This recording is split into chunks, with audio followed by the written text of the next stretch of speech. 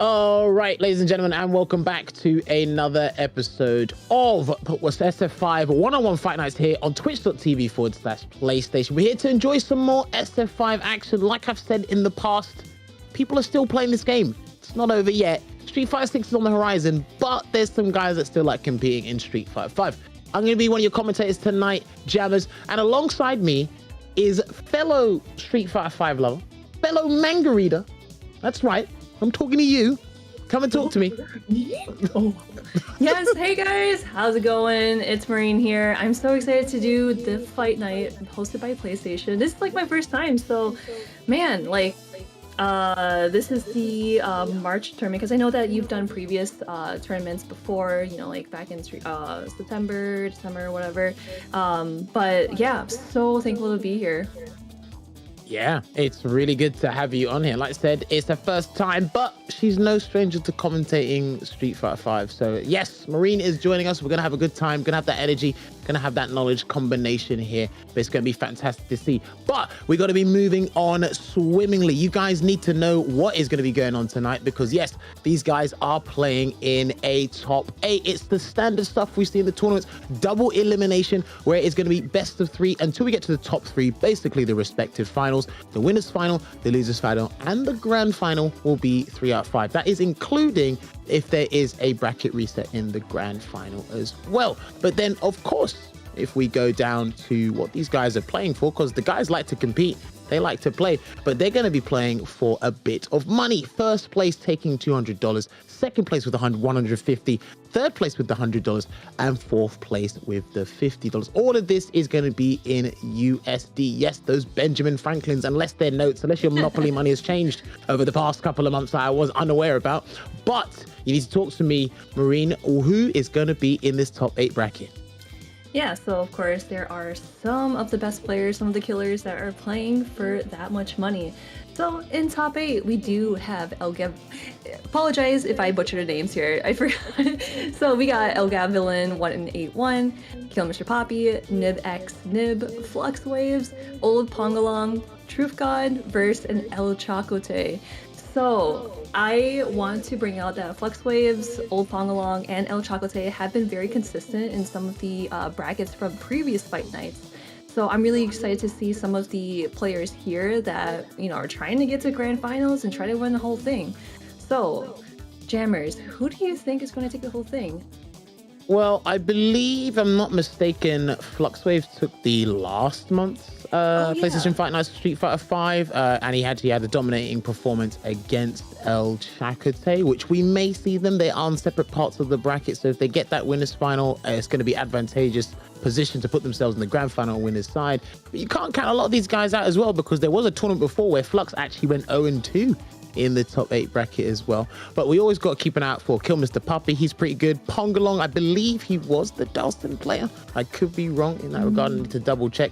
But again, there are some killers, and these guys are super consistent with their competitive spirits. And I like this because, you know, having that transition into Street Fighter 6, these guys are keeping that competitive spirit and working on their mindset and their nerves in tournaments in general. I mean, would that be safe to say? Would you agree with that, Marine? No, I definitely agree, because I really like how you mentioned from the previous Fight Night where Flux Waves was playing against El Chacote. It's literally back and forth, and I know that El Chacote has won multiple, previous Fight Nights before, so I am hoping to see more of like a strifeful battle between those two. But of course, we can't count out the other people that have made top 8. I always say, like, if you make top 8, then you're pretty freaking good. Yeah, 100%. Speaking of trifle battles, we need to get that first game underway, because these guys, they're setting up and they're looking pretty, so we can get their stats on the screen for you guys to show you what exactly is going on. We should be getting El Gavilan 181. Yes, there is. You can see his fight card. He has actually got a few years on me. He is 35 using that, Dan. He was a very fun character. He still is an extremely entertaining character, but he was slept on for a little while because of his offensive play. And I like that people are still representing him in the highest level of play for Street Fighter 5. But then his opponent, Kill Mr. Pappy, he's not going to make this easy for El Gavilan, because this character here you've seen this, plenty of this character, Marine, in Rose, same age as El Gavilan, because it's going to be battle of the age 35s. I like it, mid-30s, 35 years young. These guys are going to be causing trouble as well. I'm going to be curious to see, you know, VCL usage, V-trigger usage as well. Can Mr. Puppy be able to keep El Gavilan at bay? Because he's just going to be, you know, just trying to be running rampant, being super aggressive and making sure that Rose doesn't have the light of day to play some neutral, you know? No, I definitely agree, because when you say that a lot of people have slept on Dan, you know, I feel like people still kind of slept on Dan. We don't even know how he plays, because of course we've seen a lot of people bringing up like Luke or other top tier characters. So it's really nice to see Dan for a change of pace, and against Rose as well, where Rose will obviously keep Dan out of the corner. But you know, once Dan gets in, it's kind of like, oh, what does this character do again?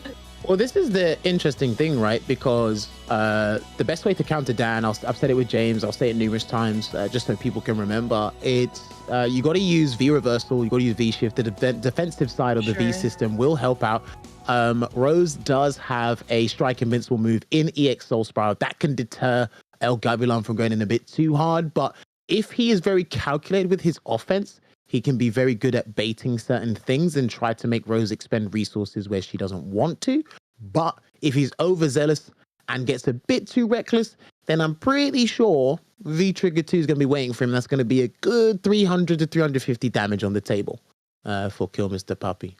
Oh man, yeah, now that I think about it, yeah, it's like, you know, it's gonna be a fine match or whatnot, but it's gonna go more into that. So I'm actually really excited to see this, because anytime I commentate, you know, some of the matches in like different tournaments, and I've like never seen the matchup before, it's a really fun treat to see. Because it's like, who else has seen like Dan versus Rose before? Yeah, we've seen it once or twice in Europe. It might have happened in NA and a couple of tournaments in there. But yeah, you're right. We seldom see this one. It's always a learning experience, because you can't know everything about these games, and you can't know everything about everyone's playstyle as well. So you'll learn things on the fly. I'll tell you what, sometimes I have watched Mr. Puppy in the past. He's kind of squandered some opportunities here. So hopefully he can have a very fine start here. And this is first to 2 territory, and this is where Dan can be super deadly. But so can Rose, because he's got V-Trigger 1 there. No, misses the crush counter combo, but of course, here we go with the counter hits, but Poppy's gone through. Ooh, no anti-air though, but he gets the cancellation into Soul Spiral from the stand medium punch, and that's a pretty decent fight when it's fully charged. Not many people can counter it, but here comes EX Dankukyaku. Oh, just a little shimmy. Oh, nice try on the V reversal, especially like in the corner. You want to get out there as much as you can. Oh, nice conversion. Gets to pick up with the scarf and the block there as well. Regular throw coming through. There's a reversal. I was sensing a reversal was coming soon, but no anti-air. There should be a punish, and he doesn't get it. And that was supposed to be an even better punish, but these guys are playing spaghetti right now. Oh, I thought like that move would kind of like push Dan a little bit forward. It's like, oh my, I hope I can make it out of there, but it doesn't make it out in the end. Poppy with round 1 here.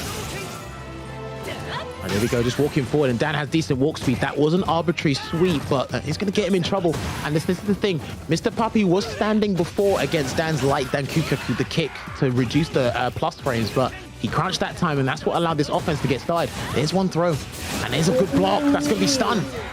Yeah, it's going to be stun. That might not be dead, though, because Dan's damage is a bit of a joke. I could lie, though. Oh, no, he's dead. Okay. Yeah, just with one more bar, you definitely want to close it out. And it's okay, you know, you'll build up that resource later in the next round. I kind of like how Gavilan just kind of like sat there and knew that Poppy would have done like Wake Up Spark or something. You got to sense it as well. He could have walked up and thrown as well, but he probably wasn't sure about the bud, and good cross up there into the Soul Spiral link. Gonna get a mix up. Good block as well. Oh no, misses more on like the block opportunity there. But now back to mid screen. Oh, crush counter again. Oh, wow. He just threw out a Hail Mary sweep. And you know what they say in Street Fighter 5? You throw out a singular heavy, you might be able to win the game. Cross up, and he went for a knockdown instead. I don't know about that. There we go, Wake Up Super. I kind of like that, you know, just kind of more of like a kind of a reversal. Just get off of me. Now putting back in the corner. This is the thing, though. He got a counter hit. He tried to get the hard kick. Can he get the anti-air? Yes, that's it. It's going to be the game. Oh, that was absolutely so brilliant. Yeah. That Yeah, was I really really good. like how the V-trigger activation just kind of like give you some more time to think about, oh, they're in the air, and I literally have time to kind of like dash underneath the fireball. That was so smart from Gavilan to be able to execute that play. So that was, yeah, 0-1. So got another match coming through. Keep in mind as well, Marine, just for something you to think about. That's not going to be an SF6. There's not going to be a time freeze. So situations like that, is true. you're gonna have to be instantly ready. So people are going to have to enjoy the time freeze while it lasts in SF5. But yeah, very good start there from Evie El Gavilan, and a good start here to Dan Retsuken as well, closing the gap and making sure that he's throwing out these sweeps when he feels the need. He needs the knockdown, but Gavilan's not blocking because he can get a huge punish from that. But fireball trap. Good throw tech. Oh, nice dash under, but doesn't get the charge there. Gavilan just kind of waiting patiently, just backing things out. Ooh, okay. Okay, starting to throw the air soul sparks now. Gets the EX soul binder into. He's going to go into an activation. Interesting. And the mix up for the round from the soul dimension. What a closeout there. Really bringing on that trickery. Yeah, worked the first time. Let's see if it works for the second time for Poppy. Oh, what a jump. Over, that's so good. And now Gavilan is going to get that corner pressure going on. Poppy's got to think of something. Yes. Yeah, he was looking for the throw just in case, because he built the momentum and the damage. It was best to throw him just in case Poppy was frustrated with the soul spiral. He might do it again, so I'd go for a throw if I was him, but he might not even need to do it. Yeah, you might want to be careful too, because Poppy has all those resources. There we go. EX wake up, V-trigger activation. Oh, so I really like that idea, putting Gavilan back into the corner. Wakes up again. He hasn't blocked it. He has not blocked that situation, and he's going to spend it. I don't agree with this, only because it's going to send him out of the corner. It is high stun. Rose is not exactly in throw range from this. He could DP, but he's not going to do it. He went for the slide instead. You really got to be careful. Oh my gosh, Poppy's got this time going 1-1 over Gavilan. You know, I wanted to say, I really wanted Poppy to be careful, because look at all those resources that Gavilan had. I know that probably he could have, you know, chipped Poppy out to do critical art chip, but you know, Poppy just doesn't even want to mess with that. So seriously, that was a really good comeback. He might have been capitalizing on the fact that the stun was high, and Rose semi gets a good Oki situation from that. After the dash, it's like she's got slight frame advantage, but he went for a slide instead. I'm not sure how minus that slide was, but like you said, the resources were there, so I was a bit scared. But hey, shoulda, woulda, coulda. He got the round, avoided the fireball trap as well. So definitely do. Misses that, and then recovers immediately into the crouching meeting kick, but there we go, jumping away. Had to block the soul spark. Yeah, this is hard. It's hard for Dan to traverse this, and let's use the EX Dan kicks if he gets the chance, but he's jumped again. Yeah, just right there. Oh, I kind of like the idea, but just a little too far. If he was a little closer, that DP would have hit. All right, there's a guess per game. It's going to be guess for the stun, and he goes for a V-shift instead, but he gets punished for his troubles. Oh, hello. Nice. The combo wasn't even finished. That's pretty nice. Yeah, it didn't even need to use any bar whatsoever, so you could definitely save that bar and try to close this out 2-1 over Gavilan, but we can't keep Gavilan out. Nice, the jump over again. It works out in his favor. Good block. What a bait into EX Dan Retsuken. He's going to get full conversion here. I mean, Puppy could do a soul spiral again. No, he's going to V-shift instead. Into back throw. Gets everybody. That's punishable. That should have been punishable. Yeah, definitely. I wonder if Gavilan thought it might have been a meaty, but it looked kind of trippy there. The jumps again to him, so he V-reversed out of there. Good air-to-air from Pappy. Gets the throw and another reversal. Oh, wow. He landed, was able to do that. Oh, if you don't block this, you're done. V-shift, please. Oh. Blocked again. 2-1. Poppy. Oh my gosh. We've seen those mix-ups over and over again. That happened. I think that was at like the 4th or 5th time that Poppy was able to do the mix-up. Yo. I mean, like, if you know it's going to hit the next time, might as well do it, right? Yeah, no, listen, if it ain't broke, don't fix it. You know the old saying. And it was interesting because what you have to do against Rose's V-Trigger 1 is some people call it a knowledge check. We're in the final year of the game, so I guess we can kind of take that statement off the table now. It's more of a case of it's best to delay Rise first to see what the Rose player does to commit to the teleport, because if you do one teleport, that's 50% of the V gauge gone, just to see if they're going to commit. But again, because Gavilan was kind of in the heat of the moment and a lot of his reversals were hitting, he was able to jump back in and get some damage from there and still put Pappy in the corner. So I understand him trying to get do the quick rise and stay in the dogfight, but that kind of works to your detriment when you're going up against a V-Trigger like Roses. So you know what? Well done to Pappy for turning that round and taking that 2-1. Well played. Honestly, well played. Yeah, well played indeed. And you know what? I'm super excited to see some more matches like that. So I know going into the bracket, El Gavilan will be in losers, Poppy going into winners here. But the next match that we have is Nib x Nib and Flux Waves. And I know, of course, you Flux Waves, y'all play the same characters, so y'all got some knowledge to share. When we do, I think he's definitely got a bigger roster than me because we both started playing Mika. Oh, yeah, and we that's both true, right. ended, we're playing Poison now, but he does have an Abigail. Well, he used to play Abigail. He's got a Manat still. Manat, I dabbled with some other characters, but yeah. Flux Wave, we're going up against Nib as we get that sorted out. Remember, guys, please tweet out that stream, twitch.tv/PlayStation. Let everybody know there's still some Street Fighter 5 action happening right now as myself, Jammers, and Marine are on the commentary desk, sharing that energy, you know, because we're having a good time still commentating. And we were at the finals together, having a good time and watching the last Capcom Cup for SF5. Great, wasn't it? Yeah, no, it was super wholesome, and it was a very great moment to just kind of like get with everyone. Especially, you know, COVID has kind of taken us down for a couple of years, and then finally that we're back with Capcom Cup and giving Street Fighter 5 a send off. It really made like, you know, my internal insides like just cry like, oh, I can't believe it's gone. But you know, Street Fighter 5 is still gonna be here. It is one of the books in history for Street Fighter, and like you said before, Street Fighter 6 is in the horizon. So I know for a fact that we're gonna make some great memories in that game too. Yes, cannot wait indeed. But yes, as I say it, we have got our players lined up. Damn, all these guys are in their 30s. I respect it. Nibdiv 33 using Boxer. Yes, he doesn't want no friends. He's come to steal all your fight money indeed. And again, he is from Michigan and he is doing some damage. I hope he's been doing some damage to the character because this character's kind of been, he's held in high regard, but he's not spoken about enough depending on the region you're at. But again, at the highest level, we saw Pugera using him at the cup. We've seen Mena use him as well. But then, as you can see, Marine, look at Flux's fight card there. Yes, so yeah, you play the character Le Poisson. So I see that Flux Waves is 29, so he's not in his 30s just yet. You know, I'm really excited to see Flux Waves play as always because all the times that I hear about any of their online tournaments, it's always like Flux Wave in top 8 every time. Like he's been super consistent with all of his results, and of course having a really big character pool as well. I am really excited to see that if he's just gonna like stay with Poison, or of course like, you know, stick with another character in his belt. I can see, obviously this is what the fight card has labeled, but I do believe this is Poison's worst matchup. That's my personal opinion. Sure. So we could see Flux going for his Mika instead, because that is still a nightmare for Boxer in this game. He hasn't had the best time against grapplers in Street Fighter 5, so that would probably be the best strategical pick.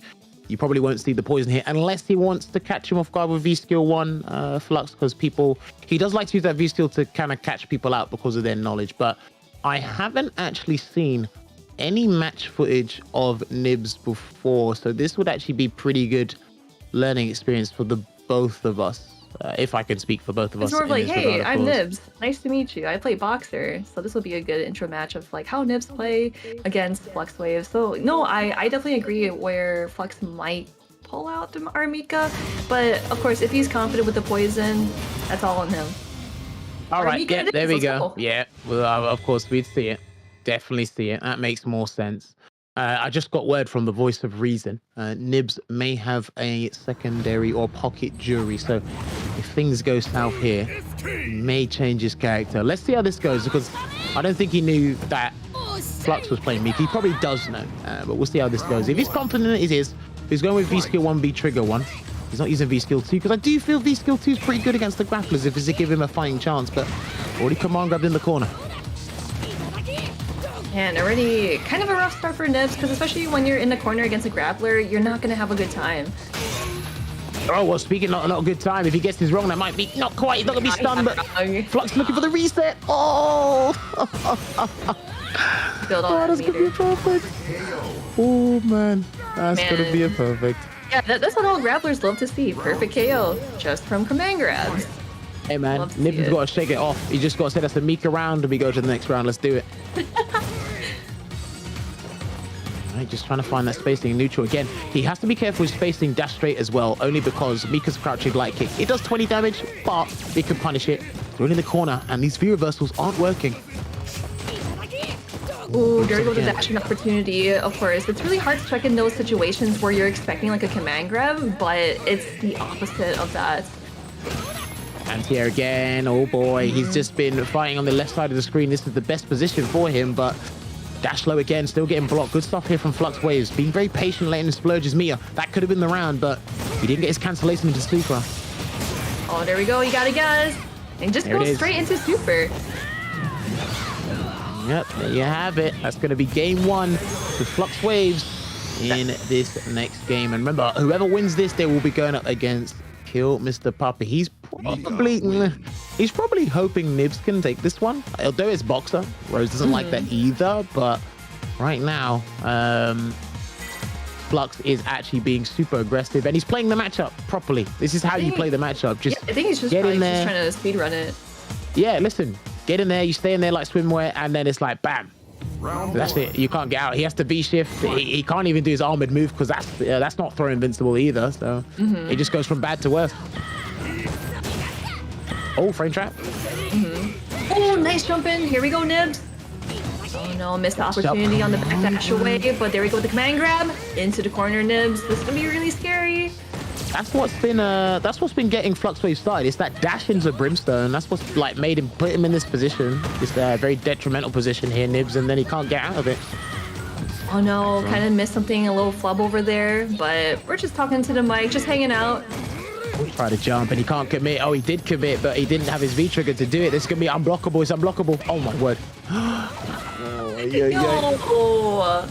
Man, it's just the mind games here because I feel like Nibs is expecting like a command grab coming from Flux, but he's just kind of playing with his food right now. All right, there you go. And then the target combo from the crouching medium kick.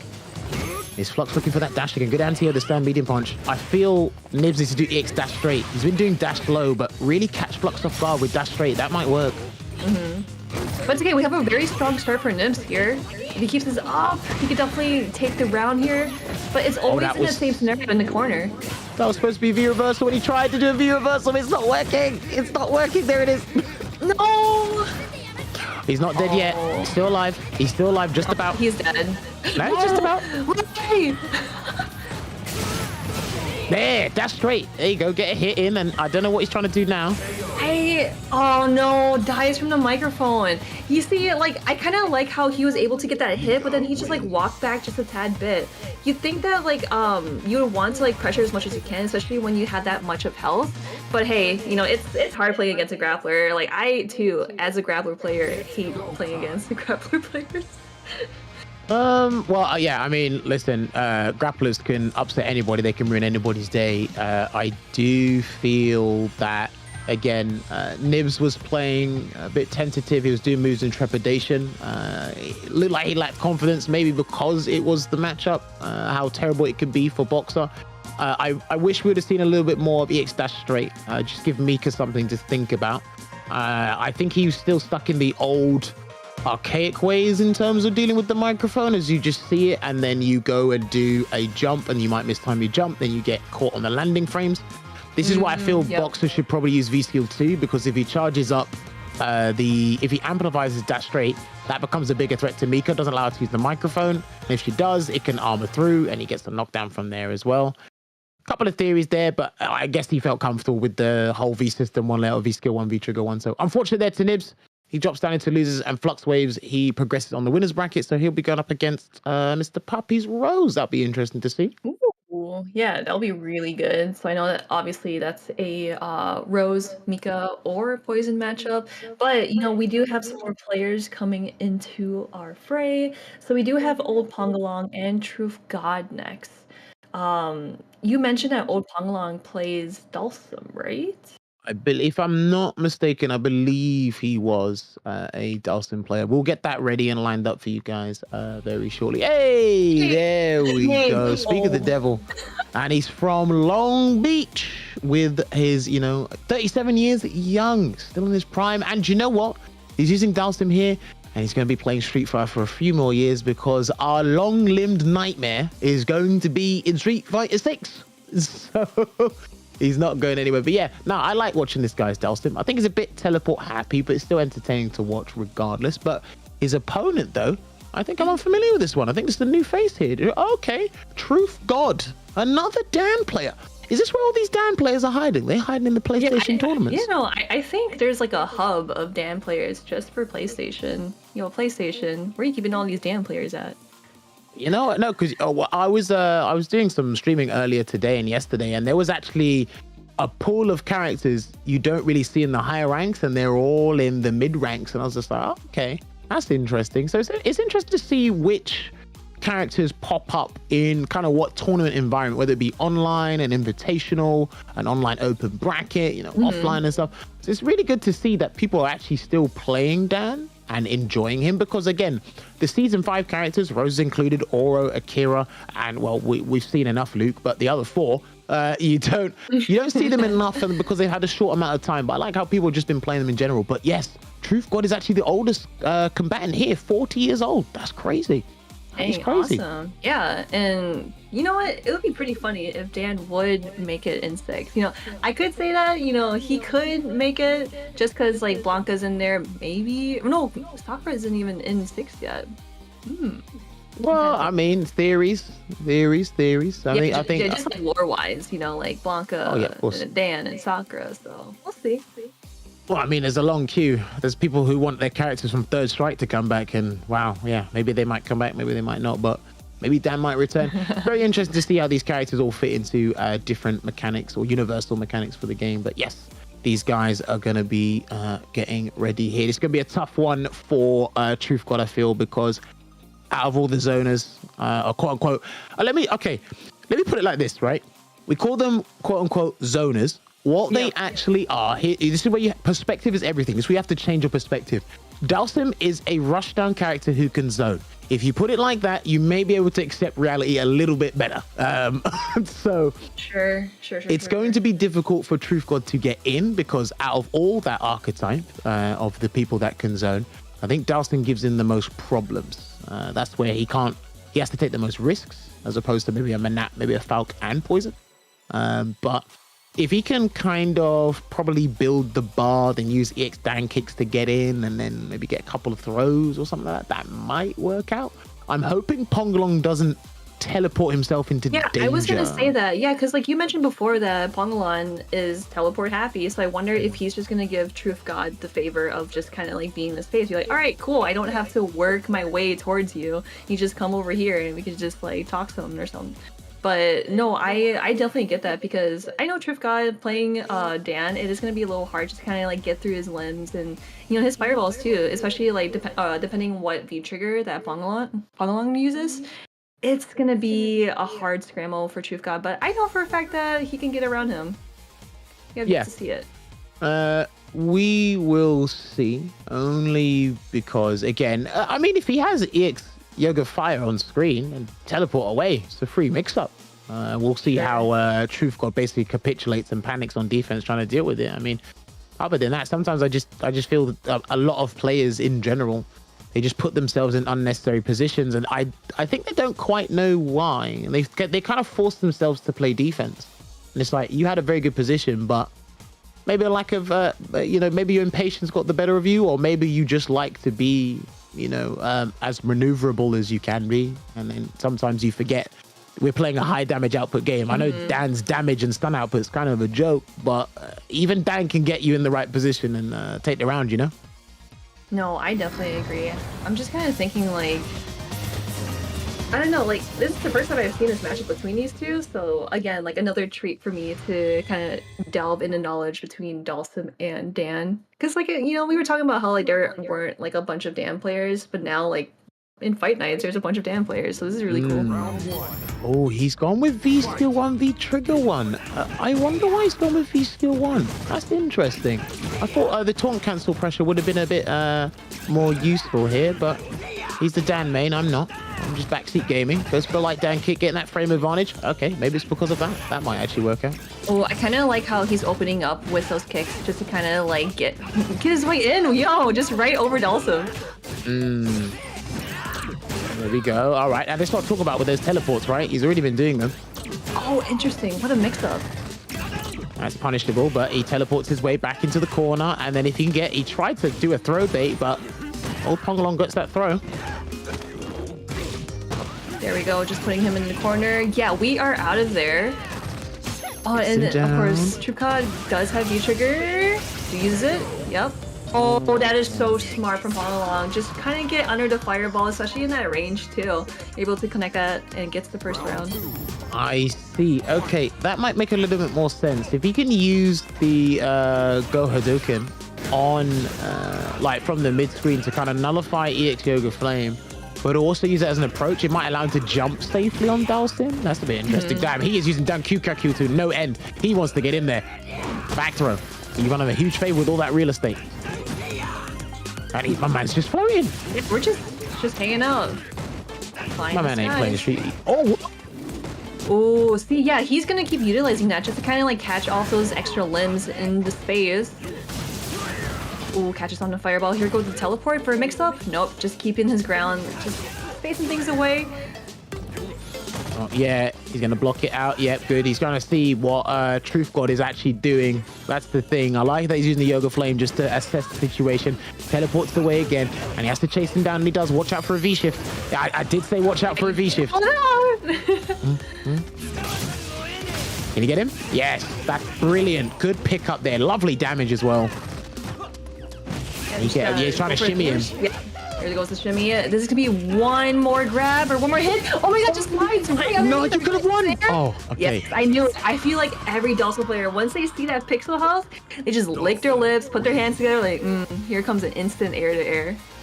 You know what? Good call on the sniper there, but I'll tell you what, I believe, if I'm not mistaken, after that V-Trigger 1 activation, Pongalong could have done an EX Yoga Flame and it would have connected because you're juggling, so he would have been able just to get the combo and then got the round. Okay. So it worked out. It worked out. It's just those situations that I spot where I'm like, oh, you could have won, and it's like, no, you don't want to come back because you didn't finish a combo. It's like jumps in. Nice stand. Good good stand. He gets less frame advantage there, or basically it's negative. The light down kick there, so. Yeah, kind of, again, like, you know, he is utilizing that button where he's just kind of like kicking in, breaking the space there. Crossed over.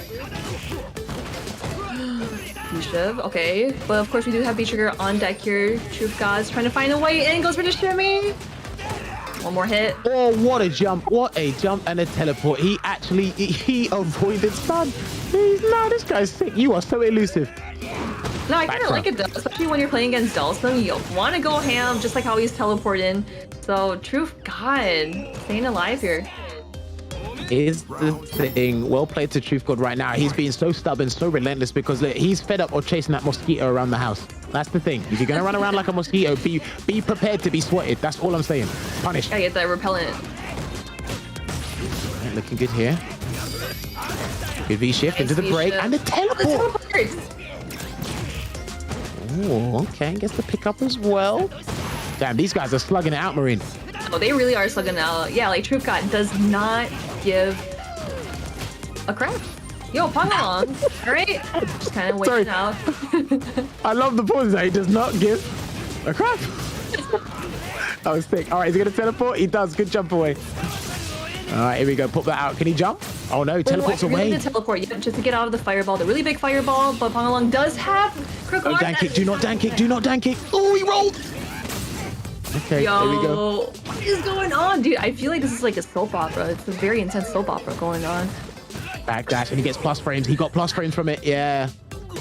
God. Yo, 1-1 between these two. That is so wild, because again, like you said before, True God's just playing super stubborn and just like really like haywire, right?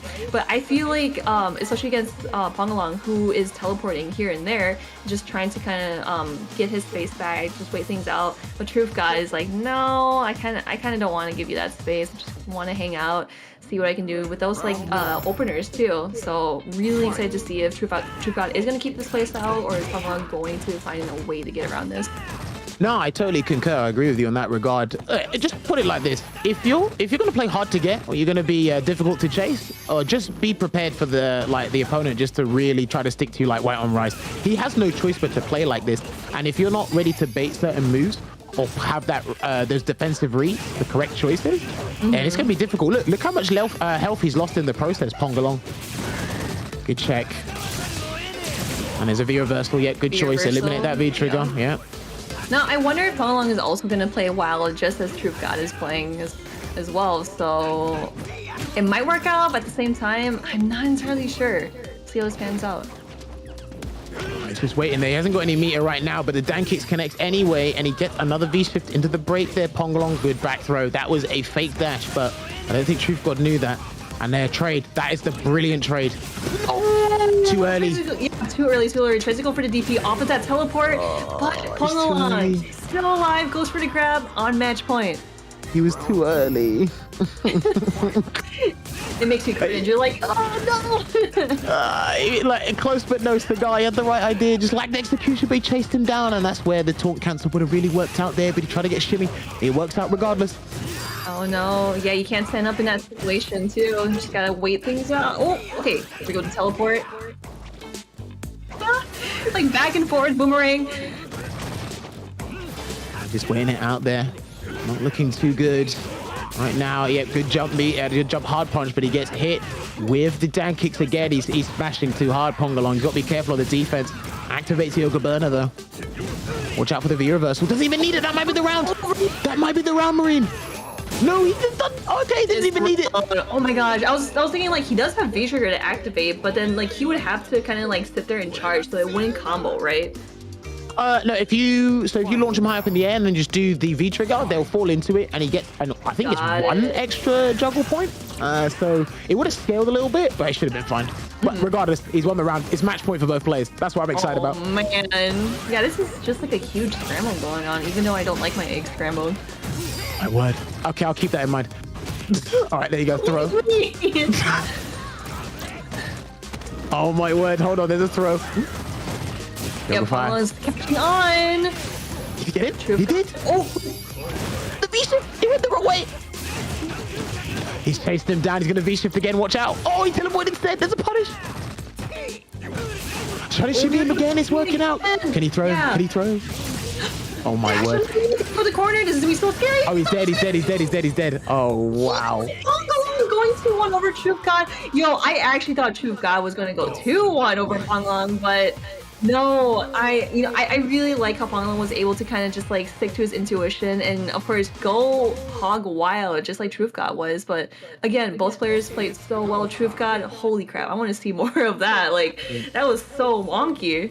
Listen, we had the fire, we had the aggression. It was all there. We enjoyed it. I got to give credit to both these guys. They put on quite a show. They definitely were slugging it out. They said, you know what? Defense, what's that? Out the window. That's so 2022. We're in 2023 now. I'm a new person. I'm a new player. I'm going to get my offense running before you get yours started.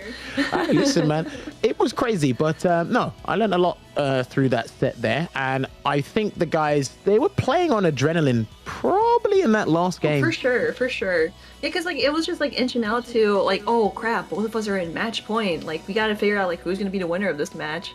But, you know, we were talking about how Pongalong wasn't sure how to play against Truth God, but he was able to clutch it out at the end where he's like, you're playing wild, I'm playing wild too.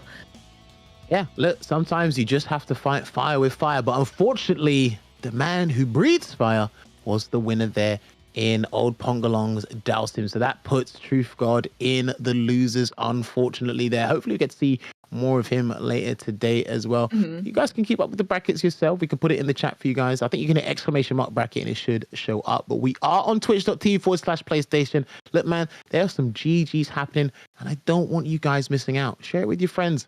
Let them know that we are here. But we should, if I'm not mistaken, we should be transitioning over to the next game, getting that sorted for you guys. I believe. What is the last game, Marino? It's your boy, isn't it? Verse and El Chocote. I feel like I love El Chagate. Like I love watching him play. I feel like he's like the most pretentious dude ever, but he's just like, nah, I'm vibing with it. I love that What? dude. I hope he didn't hear me say that. Oh, he probably did. He probably has a stream on in the background somewhere, but damn, what exposure. But yes, El Chakate is on your screen right now from Michigan, 26 years of age. One of the strongest, and I'd say one of the most well-known players in the North American region throughout the entirety of Street Fighter V. So hopefully this, what he's built up for himself on social media and just in general in terms of his playstyle, it can carry through with SF6 here as well. Staying tried and true with Mika from season 1, he's going to be carrying it through till the last day that he can play this game. But then his opponent, I think this is another person I'm unfamiliar with, but I'm not unfamiliar with that character. That's an interesting name. If I remember what that word means, that's an interesting name to have. Age 27 though, from Louisiana. I like that. Got a Twitch channel as well. But Verse, using the Colleen, this is a character that kind of fell off. We still had we still had Kawano use the character doing some damage, but even Kawano like switched over to Luke to play him when necessary. But I still think this character's got some tools to work with. What do you think, Marine? No, I definitely agree. I was gonna say the same thing because, as you mentioned, like we've seen Kawano have a very, very strong and dominant Colleen until he switched over to Luke, and I know that there are a couple of other Colleen players in the scene too. But I feel like they either just kind of like stopped playing the game or just like switched over to Luke because he's such a great character, right? But no, it's been a while since we've seen Colleen play, and especially against Armika or like just any grapplers, I feel like it might be a tad bit difficult to play against Colleen. But again, you just gotta believe in the command grabs, just believe in RNG that you're going to land at.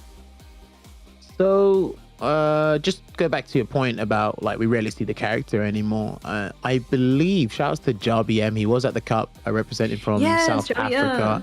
He did have I did play as Colin at the Cup. I think he used it in group stages, I think once or twice. Outside of that, then obviously the other representation was Kawano, of course. But yeah, we rarely see this character. Very uncommon these days. If you are using her, it's probably for recreational use, or you just like you probably just like V Trigger 1. There was some busts of V Trigger 1. V Trigger 2 you can still use. You can probably get 2 V Trigger 2s in a round if you're pretty lucky about it. But yeah, going up against command grab characters, I feel she can. Well, for a while she was containing a lot of characters, but then they kind of took away some of her best tools, reduced the damage, obviously toned down the V trigger. I felt it should have just been a 4-bar V trigger instead of a 2-bar V trigger, but that's just me. But yeah, if you're still playing the character, you can still do damage, but you are basically doing your 9 to 5 plus overtime, no extra pay. So that's kind of how I see it. So if you just like Colleen for the aesthetics, then like go for it. But you're doing a lot of work, and like Marina alluded to before, there is more firepower that is easier to do, or easier to perform or execute. So. Man, I'm just thinking about the days when Colleen had 2-bar V trigger. It was for V trigger 1. Again, like it's been so long since we've seen Colleen play, but like V trigger 1 where like she had 2 bars and she's able to like fill that up so fast. Or like there are many times where a lot of really strong characters, like for example Minette having 2 bars for her balls. Man, just imagine, like I don't even want to think about it anymore. My brain just like stopped thinking about, like, man, I've dealt some hardships. I don't even want to like deal with those kind of V triggers anymore. But they're gone. I guess like there's just 3 bars. Marina having PTSD of that V trigger. Sorry, we didn't want to bring that up. But yeah, no. The game is very different now to how it was back then. So we're gonna see kind of. I want to see if Verse actually has a pocket character to kind of counter Chakote's Mika, because I feel if it's a name that you recognize through the PlayStation tournaments or just in tournament, like the tournament scene in general, you might want to come with that secondary character. And we're at a point in time where people do have the tertiary characters to kind of bring to the table. But again, if you want to stay tried and true to your main, please do so. Comfortability over everything else. Like, because even if a matchup is absolutely atrocious, if you feel comfortable playing the character and because you've understood those answers and the usage of tools over the years, please do so. Don't listen to this backseat gamer over here.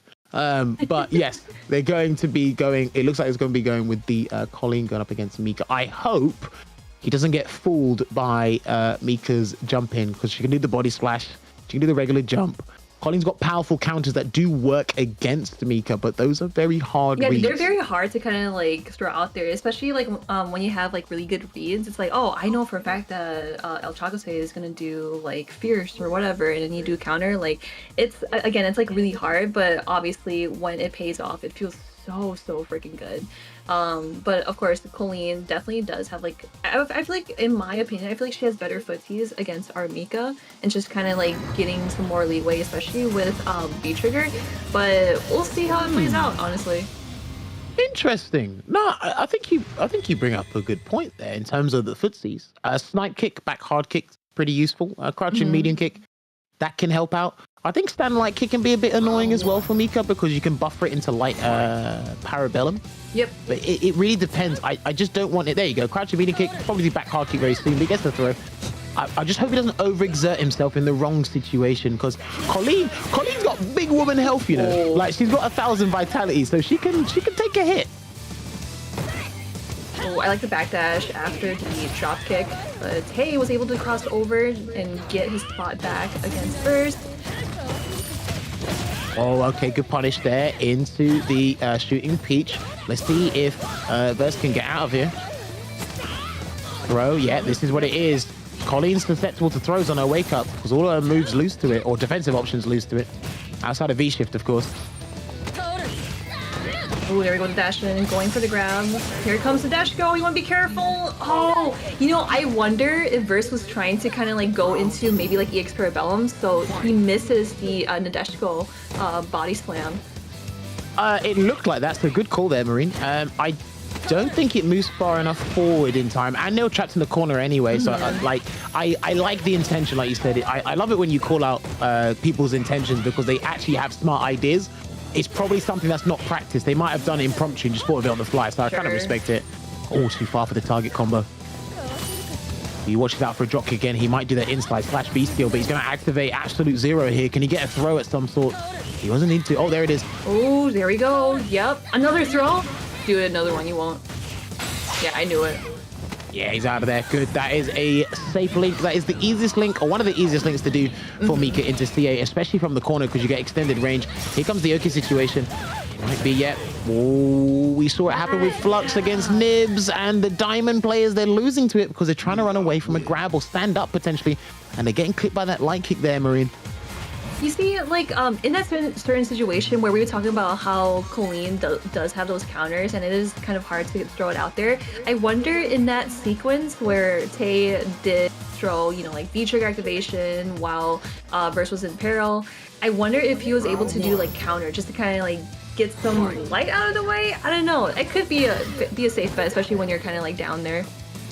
It's a very small gap when you're trying to avoid the crouching light kick. The angle is very strict, and he gets a frost touch counter to put Tay in the corner. There's for a safe jump. Good jump away into the body splash. That was a very audacious throw tech, but still in a dangerous position here. I don't know if he's going to get out of this. Oh, another command grab. Might as well do a third one. Oh, there's the counter. Let's go. He took the risk. Yes. He took the risk. Not going to activate yet. Yep, no activation just yet, but here it is. He's going to apply more pressure, but Tay just goes for the regular body flop. Here we go, Nadeshiko. Other side. Oh no, he stays in front. That's dead. Yep, crouching throw. Catches Verse out there, unfortunately. He's been successful with his counters, but he's got to be careful, because that might encourage Tay to do a couple more command grab once he gets in. Tries to do the vanity step, and then he's going to get caught. Yeah, he got caught. Oh, wow. My gosh. I kind of like how Tay does do critical art, just to kind of get it out of there, because he knows for a fact that he's going to build up again. So goes for the meaty. Oh, jumps away. That's a punish. Oh, okay. He's gone for the hailstorm. Interesting situation there from Verse. Activate. I thought he was going to do a mix-up into the activation instead, but he didn't. Does this throw again? Can you tick throw him again? Oh, he kept him there. Thought Tay was Probably gonna respect that. Because like he thought that he might have just like dashed back and would have gotten counter hit by those jabs. Oh, tries to go for the command grab, misinput maybe? Nah, yeah, he definitely didn't want that. Got his throw. Can we stun him with an overhead maybe? Ooh. Oh, Marini might lose. Marini might lose. He's lost. He's lost. He's lost. He's done. He's dead. That's it. Wingless airplane. Just like during that murder process, you're like, no, he's done. He's done. Nope. Yep. No, do you know what? Like I've watched them play this game long enough. I remember. I don't know if you saw it, right? So at the cup, me and Cola, shout outs to Cola, we were doing a block. I think it was Ending Walker going up against Lizard. Ending Walker got a perfect, and I literally said on camera, I said, you're commentating this round by yourself. I said, he's done. And Cola goes, the round's not over. I said, no, he's finished. That's it. Like, the game's done. Oh man. I call it how I see it. I'm not even trying to be negative about it. I'm just like, I call it how I see it. And when I saw that reset, like a fantasy flight just for Street Fighter 5. Be like, nope, he's done. He's out. That's it. He's out of here, man. Just get him out. Like, this saving the embarrassment. But no, you know what? Well played to Chakotay there. Played the matchup. Do you know what? I honestly thought that when he had that execution error with the command grab, I thought that would have gave Verse a little bit more incentive to try and steamroll him from there. Oh, sure. Mm-hmm. I think probably the biggest thing for me, I don't know about you, but the biggest thing for me is when Verse actually got him. So Verse got trapped in the corner. He landed the counter to get the side swap, but then I think he wasn't aware that Chakotay was going to jump out and catch him off with the body splash. I think Colin can react with air throw, but that's easier said than done.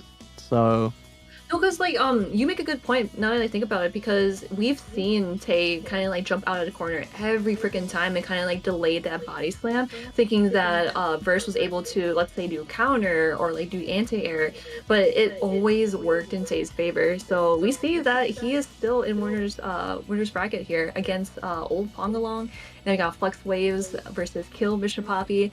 And then the other four in the losers bracket, we got Dimix Nib, Gavilan 108, Verse versus Truth God. Man, these matches have been like pretty spicy, not gonna lie.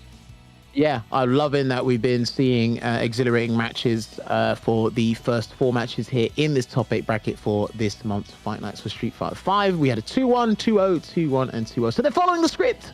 They are following the script and staying on track. But yes, we should be setting up for our next match here between Mr. Pappy and Flux, where we might not be showing their fight cards because we've shown the information already. Again, we have Truth God, the oldest combatant here, is in the loser side, and then Pokalong still representing the mid-30s here. I do like it, and I'm hoping as well. Please, what I like about these tournaments is, I like a shout out to the production team about this as well. They always get the stats and they show the player's age. Do not let don't let these your age go. You know what? I'm 38 and I can't do a fireball. Well, I'm sorry, mate. Someone's 37. They're playing Dalston. There's someone playing. He's 40. He's playing Dan, and he's playing Dan at 1,000,000 miles an hour. If you can't pass the speed limit on the freeway, you might as well do it in Street Fighter. So I kind of respect that. But nah, I really enjoy that.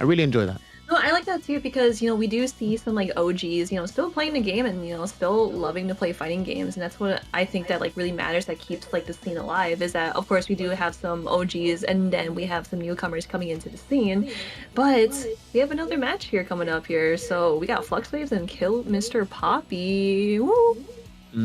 So Mr. Puppy's not changing character. He'll stick with the V skill 2 V trigger 1 layout. Flux, we may see the poison as we were discussing earlier on in the show. Ooh, so what do you think about that matchup between Poison and Rose? I do think it's maybe at the highest level is even. Maybe at the lower levels it's slightly in Poison's favor. If Rose throws Soul Spark, you can trade with the heart rate, and then if Rose tries to jump because she can't throw fireballs, you can anti-air her with an air to air or the heavy heart rate because of the up whip. You can punish her back hard kick. She can spin on the scarf and then really hit you for the crush counter. That move there. Poison has a good time punishing that if she can space it correctly. But Rose has some decent counterplay to Poison in certain aspects if she gets the life lead or establishes control first, because establishing control in this matchup is super important, extremely important. If you can't do that, it's going to be difficult for either characters. Already. Oh, starting out really strong already. Yeah, just kind of throwing out the whips there and just blocking all the fireballs as you can. Yeah, full punish here. Oh, okay. He didn't do the combo, but he could have got full punish on landing. Good V break there from Mr. Puppy. That's going to be, yep, a negative slide, unfortunately. Run all over him right now. Throw him again. Yeah, he knew it as well. Ooh, yeah, you want to be careful about throwing the fireballs too, because Flux knows when to charge those whips.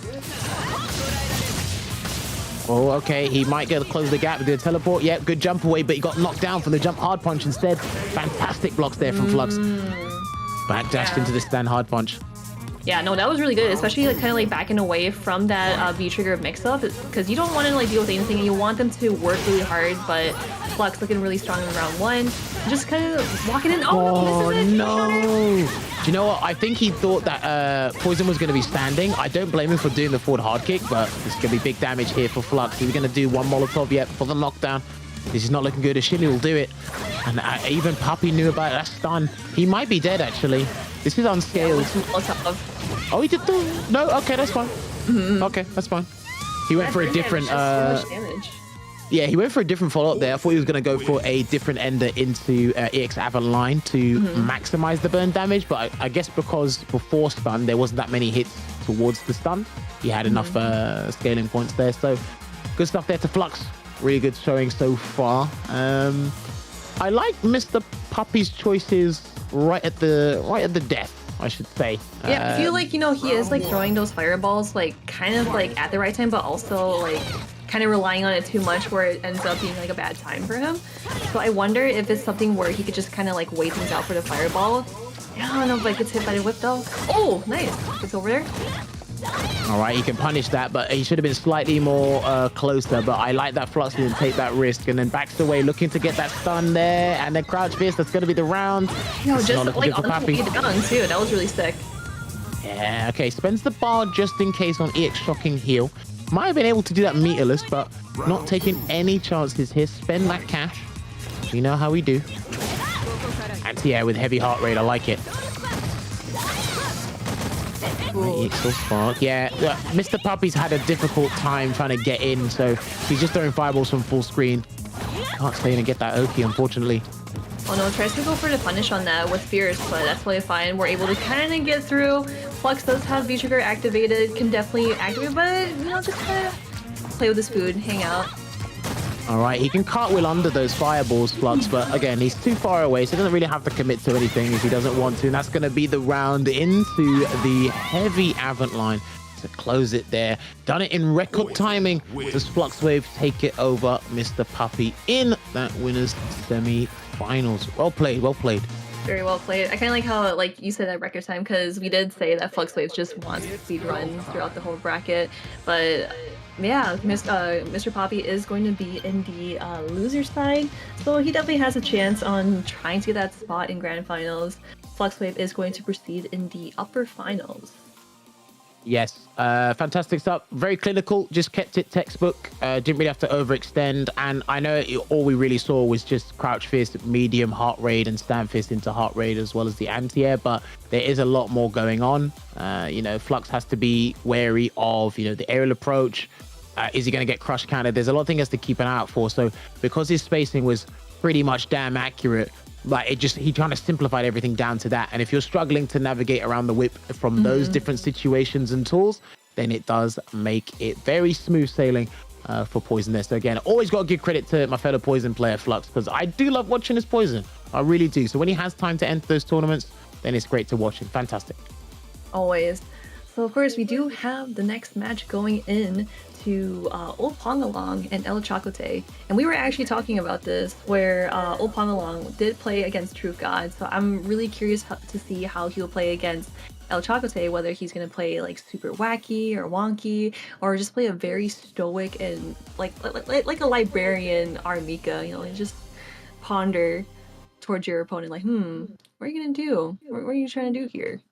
I mean, this matchup hasn't really changed since season one. The game's been out for 7 years. I'd probably say the deciding factor is probably V-Shift. Obviously, the character's been V-Shift is so good. You know, anytime that like we talk about V-Shift, I always think about how Idom hates V-Shift. Like, it just busts his momentum anytime, you know, playing Laura or playing Poison. Like, it's such a good button. Well, I mean, for Laura, I know he despises it because of when he plays Laura. Poison, actually, like, Poison punishes V-Shift very well, and kind of she can counter, or sorry, she can use V-Shift really well. But yeah, for the grapplers, regarding like Mika, it goes, your situations go from 50-50 to 33-33-33. It's just slimmed out the chance and gives a better chance for the defender to get out of the bracket there, which is going to be interesting only because like you said, Pongalong's play style is interesting because we saw teleport happy, right? Like, he just loves to teleport. Yeah, and the thing is, it's interesting because when I watch him play, he's going up against either fast-paced play styles or fast-paced characters, and it's like, you really like to live life on edge, don't you? Like, mate, we're not something, you know. We're not getting any younger, but you really like playing against these, you know, like walking on thin ice characters here. And El Chakotay, no slouch. He smells blood and he goes for the gusto if he can do. So it'll be interesting to see because Truth God had a very good time. Unsuccessful because it went down to the final round. But if it went down to the final round against Dan, what do you think is going to happen against Chakotay's Mika? That's going to be the $1 million question here. So can't wait to see this one. Yeah, no, I really like how you put that question to perspective because, again, like, I've always seen Chakotay play in like online tournaments, and that dude is like running on no sleep all the time. Like, I remember at the previous World Warrior for Midwest, that dude was like running on what, like 2 hours of sleep and literally doing like a 17-hour stream just for like running Street Fighter 5 sets and all that stuff. So I wonder if Old Pongalong does know the tech, and of course kind of takes advantage of like, oh wait, he's kind of sleepy. Maybe I should kind of be like a teleporty wild Dawsome as I always am. You know what? I really gotta give Chakotay on the credit on the social media just front. Grinds nonstop. Like, do you know what? I've said this before. Streaming isn't for everybody, but the people who are doing it and really like busting their backs to make this work and like enjoying doing it as well, because please, you have to enjoy streaming to do that. Even with your tournament runs as well, got to give him credit. He could start with a jump or he could leave it. Well, somebody jumped, but oh, there's the jump. There you go. There it is. You go for it. Oh, like, you have to test him. You've got to test him. What are you in there? Oh, that's gonna be punished. Yeah, that's not a bad. Oh, and the V break. Okay, didn't even need to do it, but it's gonna be guess for stun. Please do not teleport. Thank you. Ooh, nice challenge going into the V-trigger activation, but Chakotay knows to get out of that burn area. Okay, can he missed it, but that's not gonna be punished because it's too far away. But that's gonna be the game. Yeah, that's going to be the round. He got there in the end. I kind of like how that was a counter hit because we know for a fact that Old Pongalong knows that, like, oh wait, I'm not blocking this. Can I just like jab it? But he was a little too late for that. Oh, well-spaced drill kick there, but he gets picked up. What a pickup there from El Chakotay. Can he get the anti-A? He does. Oh, V-ship again, and of course, like, back into that same corner. Okay, here we go with the EX. Nice wake up Gale there. He's really trying to make sure that Chakotay can't get a read on him, but speak of the devil, he does. Jumped again. Oh no, guess for game. Does he need it? Yeah, he does. Guess for game. Jump over him. He should have jumped over him. Oh. Yeah, no, that's a really good challenge, especially, like, I always like how players would just try to, like, pressure their opponent as much as they can, especially with how much sliver health that they have. But, you know, sometimes you just gotta, like, place your bets and see what you can get, and then you just get nothing afterwards. Yeah, so 1-0 here to Chakotay at the moment.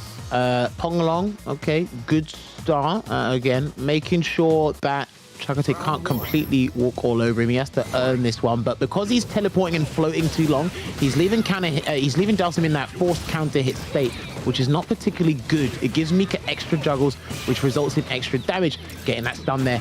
Teleport. Big damage coming through. Yeah, that looks really, really good. Oh no, just one more hit for a perfect. He's fine. He should be good. Yeah. Oh, wait. Until disaster strikes. Good back throw. Well played there. That was really good. Yeah, I really like how he just kind of like took that match like head on and like, you know, learned from his previous match, like, what am I doing wrong? And that looked really good for that round. But say, of course, going in for the hand. You know what they say, lightning strikes twice. He got a second opportunity. Throw tech. That was very brave. That was very brave, mate. Oh my word. Guess for stun. What's it gonna be? And he's stunned. It is a command grab. Yeah, and that's going to go right into the next round here. And then Tay will definitely be in match point. Oh, boy. Okay. Let me see if Ponglong can take this to a final game. I feel that he could use EX Yoga Fire. Never mind, he can get punished. And you are basically going to have to guess for your life. You might come on grab again. And that should hit him. Yeah, that should hit him. Can he get out of there?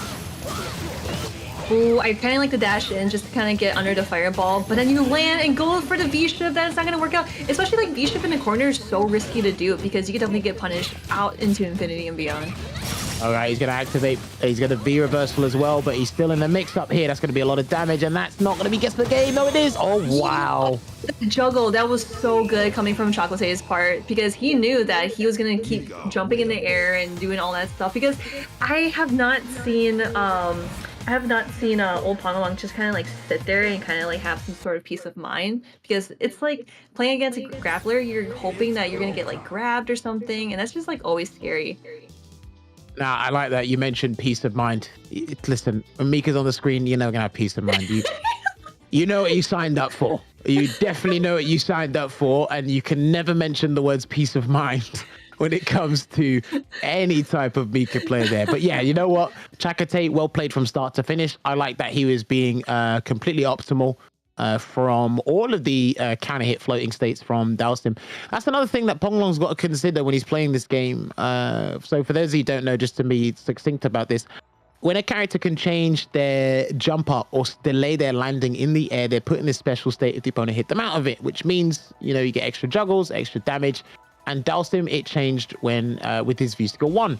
And obviously we know Ponglong likes to do V-Skill 1 in certain situations, but if your opponent can snuff that out, Dalstim's only got 925 vitality, so you're going to get a bit of trouble if you kind of use it liberally or use it in the wrong areas there, which kind of results in putting him in the loser's bracket. And he's going to be going up against El Gavilan in the loser's side, which is interesting, but that's how the bracket has panned out today thus far. Fluxwave and Chakotay meet once again in the winners final here. This is going to be interesting to see. I can't actually wait to see that one because they both use Mika.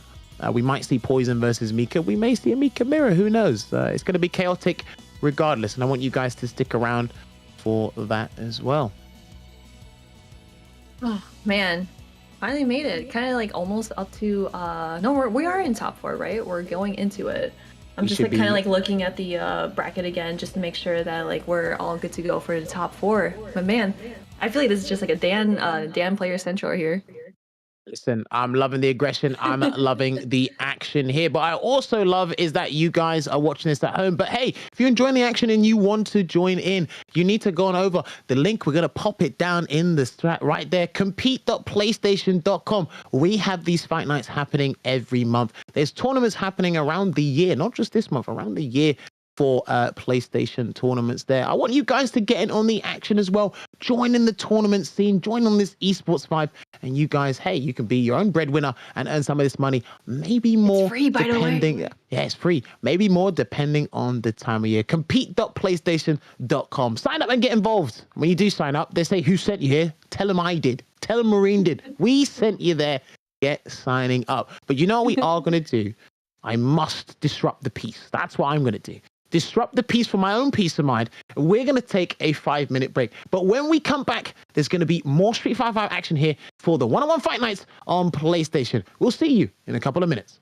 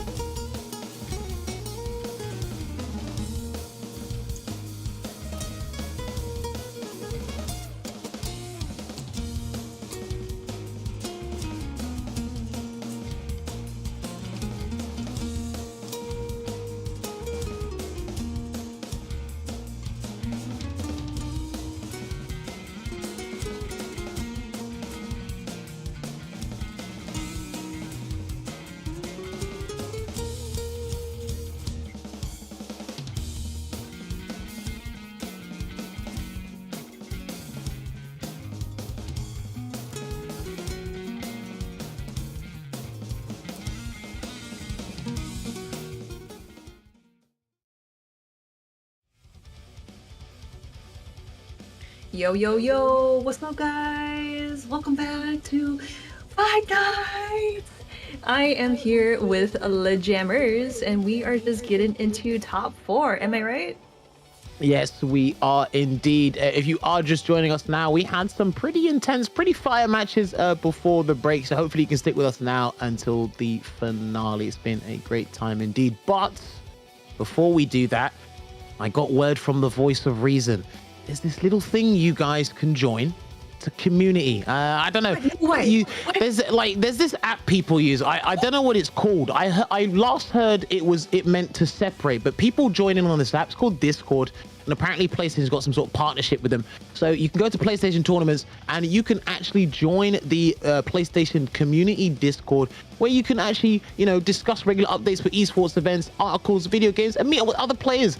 Go and join the gamers and improve your game in general. You can hit that link below, find that link, and join the Discord. Or, I know everyone has a smartphone and you all like doing stuff on it, so why don't you go and find where it scans the QR code, scan that QR code, and it'll take you directly there. So again, big thanks to PlayStation putting this Discord community server up, and make sure you get joining because there's tons of people in there already. So yes, we should be moving on to our winners final match, I believe it is. I could be wrong. Let me just double check on the bracket. Yes, winners final match. Yes, that's how the bracket is panning out right now. So we got Flux Wave going up against El Chakotay there. We should be updating the bracket for you guys as things move along. But as I said, just to reiterate, we said this at the start of the show, when we are in the respective finals for these tournaments, we upgrade from 2 out of 3 to 3 out of 5. So Flux Wave and El Chakotay will be playing a best of 5. But yeah, so more action for you guys, really. More action, of course. We should be showcasing as well the losers semi-final as well. That'll drop down to a best of 3, but when we get to the final stages, like I said, it should be best of 5. So as we set up, we should be looking forward to a lot. Well, the characters that are remaining in this bracket, I actually like them. Poison, Mika, and then for the lower bracket, Rose and Dan. Well, 2 Dans. Let's go, Dan. Let's go. Do you know? Yeah, I can't even. Pongma and Gavilan. My apologies for forgetting those 2. I can't even say that. I can't say there's an odd one out, because they're all unique in their own right. Dan probably has the best offense here if you remove Dalston from the equation. Just delete him from the game.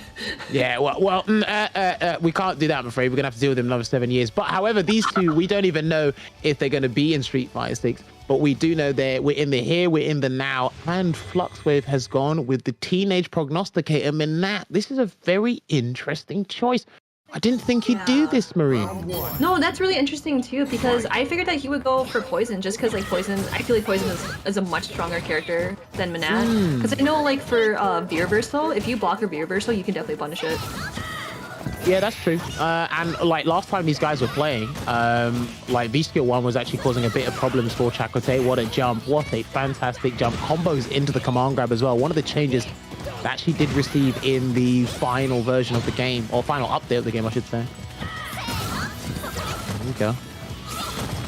Of course, her balls and just kind of going back and forth with just more footsies here and there. I feel like it is definitely hard for grappler players just to kind of get in. But as I say that, Tay's like, what are you talking about, Marine? This is how I get in. Hold on a minute. All right, charging up there, and the V-trigger is not quite ready there for Flux, but if he gets this right here, he'll be able to activate, and there it is. That's going to be the round, Marine. Yep, and without any bar whatsoever, just use all that V-trigger just to get through into the first round. Round 2. And that's it. Again, Minat's in a very weird place in the game, but one thing's for certain is she still has one of the best V-triggers, top 2 V-triggers in Street Fighter 5. And then both players having neutral resources here, but Tay is going in for the first dive. Ouch, that is going to be a crush counter. Why switch? No. All right, here we go. I'm going to get the V reversal out of there. That was a very tough choice he had to make there, but he could be the round. No, he's going to go for a reset instead. If he uses critical art, he definitely can close it out, but he does not want to use it just yet because he knows he can close it out with just those jabs and the low forward. There we go. Going to go to the final round in this game one here. Remember, we're here for the long run now. It's 3 out of 5. And using the microphone against Manat is pretty good. Smart. That's really smart. But Flux knew that he was going to use the microphone, so he goes for the EX move. Up and away. Here we go. Just like slowly walking. Oh, nice! Here we go, Tay, with a nice opener. Bonk. Yeah, he's trying to chase a V-shift. That's why he's doing the drop kick from there, because if you V-shift, he'll catch it, put you in the crush counter state. You'll be able to do that, but chase them down into Brimstone. Dash up Brimstone has been working wonders for the Mika players today. Oh, he tried! That is going to be a stun. That is going to hurt a bunch. Hey, going 1-0 over Flux. You know, I was hoping that Flux did have V-Trigger on deck, especially in that like one normal where you can activate it into it, but he was just kind of like maybe like one hit away from getting V-Trigger, so that's super unfortunate, especially like just dying in the corner against a grappler. It is never fun to see that. It's good that you mentioned that, because it was one hit away from V-Trigger. That's probably why I went for the hard kick, because it would have crush kind of built on the V-me and then be able to activate. But that's a very big decision, especially when you have to react to it. There's probably safer ways for Manat to deal with the drop kick, maybe like a slide, maybe downwards V-skill as well. I didn't even realize he was using V-skill to Soul Spiral until he done that now, but that was a poor V-shift there, especially in the corner. Yeah, that's what I'm saying. Like, V-shift in the corner is just way too risky, but if you get away with it, you are golden. But hey, looking to end this super quick here. All right, goes to the meaty stand light kick there, and then here comes the activation. Probably, yep, gonna trade. Yeah, I like that. Fantastic choice. Yeah, I really like the Nadeshko there just for more insurance, just to give you some more, I guess, like window time to kind of like apply more pressure as much as you can, and then just goes for the command grab afterwards. I feel like it's a lot of like reading just to kind of make sure like, oh, maybe I can jump here, but really. All right, there we go. It's microphones versus crystal balls here. I'll tell you what, this is something I'd never expect to be in a Street Fighter game, but crush counter into the follow-up there, and he's trying to chase it down. Yeah, it still worked, and he was close enough to get the pickup. That's going to be the stun, and there's a reset waiting for him with the V-trigger. Oh, yep, this is not good. V-trigger on deck too. Here we go. Unblockable. Okay. I think he could have done it. I think he could have done a different reset, but oh my god, the command grab! I just really like how Tay kept chasing him, and especially with that much health, you'd think that Flux would just kind of like poke him out, activate V-trigger, give him some more damage, but Tay was confident enough, like, no, I can still live. I can definitely still live. Very interesting choice here with the Manat. I don't know if he's going to go back to character select. Or I really stick hope he with does. it. I feel like you would agree that Poison would do a little better against Armika, but now that I hear it, I don't think he's going to switch over to Poison. Okay, the only thing I can think of here is accumulating matchup experience. At the same time as well, if he's looking to get a run back, he's just going to use the Manat now and then probably try not to give him too much data on maybe a different character later. Again with the V reversal getting punished. Oh, nice anti-air with the stand hard that was kick. really good answer. Oh, he didn't get his light kick. Oh, sorry, light punch, sorry. He should be able to do that to retract the ore, but again, he's in a bad spot. Command Grab will take it here. He's going to activate. And there it is. Man, it's just so scary, especially like from the Nadeshko, because it's like once you move, you probably might get hit by Nadeshko, but if you just sit there, you're probably going to get command grab before she even comes through. I could pick up there into the EX Salt Sphere, the high version. It's the throw. Oh, the crossover, and then we go to block. Good check, back throw, yep. Sandwich her between. Oh no, I like that actually. The double soul spark. Yep, anti-air. Yeah, that's such a really good space for Flux to be in. So Tay's really got to work his way in with Nadeshko. But goes for the command grab, doesn't need a Nadeshko. Dashed up Brimstone. Can he get another one? Doesn't need to. This is going to be guess for game here. And the V-shift works out this time. But he did the wrong version of EX Soul Sphere. Oh no. One more hit, it's going to be stunned. Here we go, Flux! Oh my gosh, what a great challenge. Yeah, do you know what? Sometimes you've just got to do that against Mika. You've got to press buttons, man. Even if you're uncomfortable with doing it, you've just got to do it. You might feel grimy afterwards, but it's got to be done. Whether hook or by crook, get it done. Escape the corner. Good trade. Oh, okay. He did a Luffy. Oh, all right. That's a signature move. All right, that's punishable. And it's the thing as well, you can actually do a lot of moves that are kind of like slightly negative, -4 on block against Banat because you've got weak light punishes. But that's going to be the set there. That's going to be a clean 3-0 here for your boy Chakotay. You know, and like, I wanted to also mention that, like, of course, these two probably have played a bunch against each other. I just wanted to bring up the fact that in last month's tournament, in semifinals and winners, it looks like Flux did win over El Chakotay 2-1. So he was able to maybe like play around and see like how Tay plays. So then seeing that Tay did go 3-0 over Flux plays, I'm pretty sure he learned from his mistakes from that previous match and applied it for this one.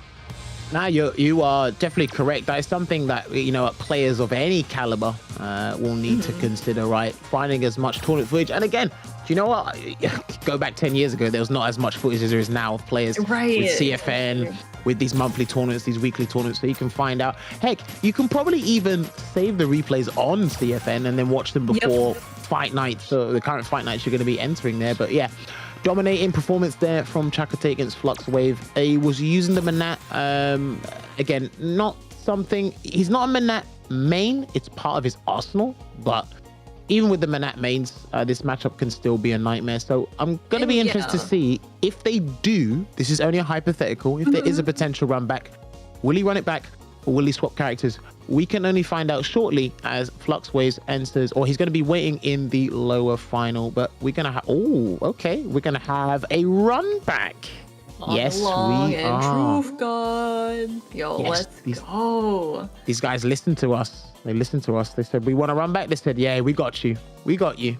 You know, I'm actually excited to see these two play again because I wonder if they're like, all right, let's just probably resume what we finished in the first round of brackets. Just go hog wild, do this, do that, and see who outrandoms someone first. Yeah, I don't think we're gonna see much difference in terms of gameplay because here's the thing. It wasn't a clean 2-0 to either player. Nope. It was 2-1, and the thing about that is because it went to final game, final round, it was anyone's game. So in my mind, it's like I was kind of on the right track. It was just one coin flip or one weird interaction that I didn't really consider. And, you know, you either guessed right and it was delight for you, or you guessed wrong and it was unfortunate. So these guys going into round 2, hopefully they spoke to their boxing coaches in the corner of the ring and then they come back and then it's just like, all right, cool, let's go for another 2 extra rounds. I can't wait to see this one, honestly. Yeah, because like, you know, I wanted to highlight some of the things from like the first match that they've played where Pongalon, he was playing a little bit I wouldn't say like naive, just more like a very quiet play style, but also throwing in so many teleports, right?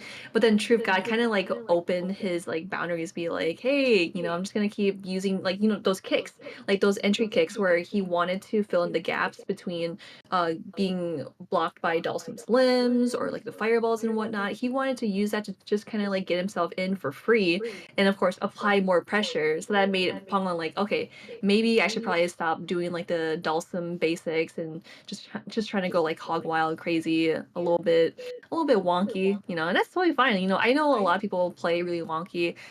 Coming from a grappler like me, I love playing wonky because it's just so goofy. Like you're at a casino trying to crank the machine, getting the 777s. That's all you want to do, right? Hey man, look, sometimes you just got to throw caution to the wind, and you know what they say, nothing ventured, nothing gained. Sometimes these guys live by that double-edged lifestyle, the double-edged sword lifestyle, and it can get you the win, but it can also earn you the loss, and you've got to be careful. True. You got to be careful in that regard. But it's like you don't want to do it too much, you know what I mean? Like you don't want to add too much wonkiness. Like of course, it's okay to be stupid and smart at the same time if that's the thing, you know what I mean? Like I love playing stupid, but then also like the back of my head's like, hey, why are you playing dumb? You gotta be smart. You can be how do I put this? Yeah, exactly. Like, I don't know how to put it either. you can be smart and make what would seem to be to the rest of the world silly decisions, but again, there might be a calculated risk, or it might be that one risk because again, sometimes even the smartest players have to be a bit haphazard at time and throw a spanner in the works to really throw their opponent off guard. Because again, if you're too predictable, exactly. Yep. You can't be too predictable in fighting games. You can be clean, you can have a slick play style, but it doesn't mean you should be predictable the whole way. You got to throw them off guard every now and then. On the other hand, as well, again, try not to be overzealous. I know people like to be very passionate in terms of their I offense. guess also but- just kind of like play humble in a way. Like, of course, you want to respect your opponents, but maybe you don't want to respect them too much to the point where they do read you. Be like, oh, okay, this guy is just You got to earn my respect. What are you on about? Like what? No, listen, Marine. Even if we've played 1,000 times, the 1,001st time that we play, you still got to earn my respect. I don't care. Like that's it. You've literally got to earn it once again. You have to keep earning that respect. Yeah, that's true. Keep earning your stripes. That's what it is. Because the moment you kind of, sit back and go, you know what? I know this guy can be optimal. I know my opponent can be optimal there. This can happen. It's like, no, sod that. Earn the respect, and we'll play from there. That's what the mind games are all about. I agree. I like that. I feel like whenever I play people, it's like, no, you already earned my respect. We're playing. I'm thankful to play you, so the mutual respect is there. I mean, look, you could be all cozy, handshaking, sportsmanship and stuff before the match, but don't say out loud, you've earned my respect. Don't say that. Don't say that out loud. It's like sometimes like you're allowed thing to be like, man, that was really good, or like, man, why'd you fall for that? You know, like let's say falling for like let's say like a dash up and an EXDP, and you're like, really? I mean, look, it's part of the game. It's part of the game, man. That's what's gonna happen there indeed. But yes, we are setting up here. Don't forget twitch.tv/PlayStation. Share out the stream and let everybody know we are live right now. We had these two play in the first round of the bracket today in a nail-biting 2-1. And they're coming back with that run back. I'm hoping it's still just as crazy and riveting as it was before. I don't want it to be a 2-0 to either side. I need these guys to take it down to a final game. Final round once again. This is loser semi-final. Loser goes home and they earn themselves $50. You guys can buy me my Deliveroo's. Yes, you can buy me my fast food. How about that? Yeah. Oh man. Now you say about fast food. I'm kind of hungry now. You're hungry. I mean, it's like 2:30 in the morning here for me. Oh, I mean, you could go get a late night snack after this, I guess. Maybe I can. Have I got anything? I have to look. Quick, send me a snack through Discord. That should work. Oh yeah, you could definitely do it. Don't worry, in the year 2056, you'll be able to send snacks through Discord, and they'll just instantly teleport in my room. That'll be great. Imagine just kind of like, like scary movies such as like The Ring, where it just like oozes out of your monitor. You're like, oh, thanks, this burger. Really needed this. Thanks. Oh man, this is brilliant. All right, cool. The third-rate fighter going up against our long-limbed nightmare here in a best of 3. Like we said, thank you very much for joining us tonight for another episode of Fight Nights. These guys are locked in, and we're going to see how it goes. Yeah, I think everything's the same, but Truth God's costume. I think everything's the same. These systems, they're... I think, did he change color of his costume again? Pongalong's been using a lot of the Street Fighter League tracksuits. I've been seeing that. No, like in the previous one, he did use like the white color one and also like the navy one in the first one, I believe. Okay. Round 1. All right, here we go. Fight. Oh yeah, damn thing's playing sick. All right, cool, I can vibe. Yeah, it's pretty vibey. I love it. He gets the teleport into the throw again. And again, the biggest thing before was the general approach to how Truth God was getting in the Dankukakus, the kicks. They were really helping him out there. Yeah. He's already got the V-trigger, so because it's a 1-bar V-trigger, he probably might be able to get 3 in this round if he plays his cards right. We'll see. And, now that I think about it, like when you say about Truth God using his kicks, I wonder if Pongalong is now using the teleport just kind of like back away, punish those kicks at the end. Because he did do it in the first part of the round. Face down and teleport again, causing him trouble, giving something to think about, but EX Dan kick's already in there, and a frame trap. And another teleport. Oh, he could have uppercut him there. Probably wasn't ready for it. He probably tried to uppercut there, but he messed up his input. Yes, that's what I'm talking about. Like, he is using those teleports to just kind of like back away and punish those kicks. What was that? Did I hit a fireball, I think? Weird. He doesn't know how to, he doesn't know how to chase it. Yeah, okay. Ball. The classic tournament play with the -2 into DP. Yeah, oh my man. Yeah, see, like he's just using those kicks over and over again. Pongalong does have the right idea, but Crush Counter trade V-Ship out of there again. Oh, he could have got more damage, and he stays in front. Oh, watch out with the V-Trigger. Please do not do. Oh my God. Yo, what is going on here? staying in the air as much as he can. Dude, okay, I know I sound like a broken record, but I really like how he's capitalizing on the teleports where he's baiting out those kicks, kind of swaying a little bit back and punishing those. Our man threw everything in the kitchen sink and it did not work, but he gets the forward throw already back in there. Could have got a conversion, but not quite ready. He's not blocking that. He always get hit by that V-break. I'm not sure what he's trying to do, but... All right, there you go. Nice teleport. And then fireball too, just to kind of interrupt his kicks there. Now, Truth God, you gotta find a new game plan to work on because Pangalong already downloaded you. This is the thing, right? New game plan is difficult, especially with Dan's tools, because he can really diversify his game plan when he's already in your face. Getting in there, it's very, you know, linear, very just limited in general. Oh, the shimmy, that was sick. Yeah. Oh wow, he did just wake up crouch light kick. Okay, that's what we're on today. All right. Ooh, look at all that damage, but also you gotta be careful with all those resources and that much health that Pangalong has. Gets hit on the other side. Truth God, burning alive, but staying alive.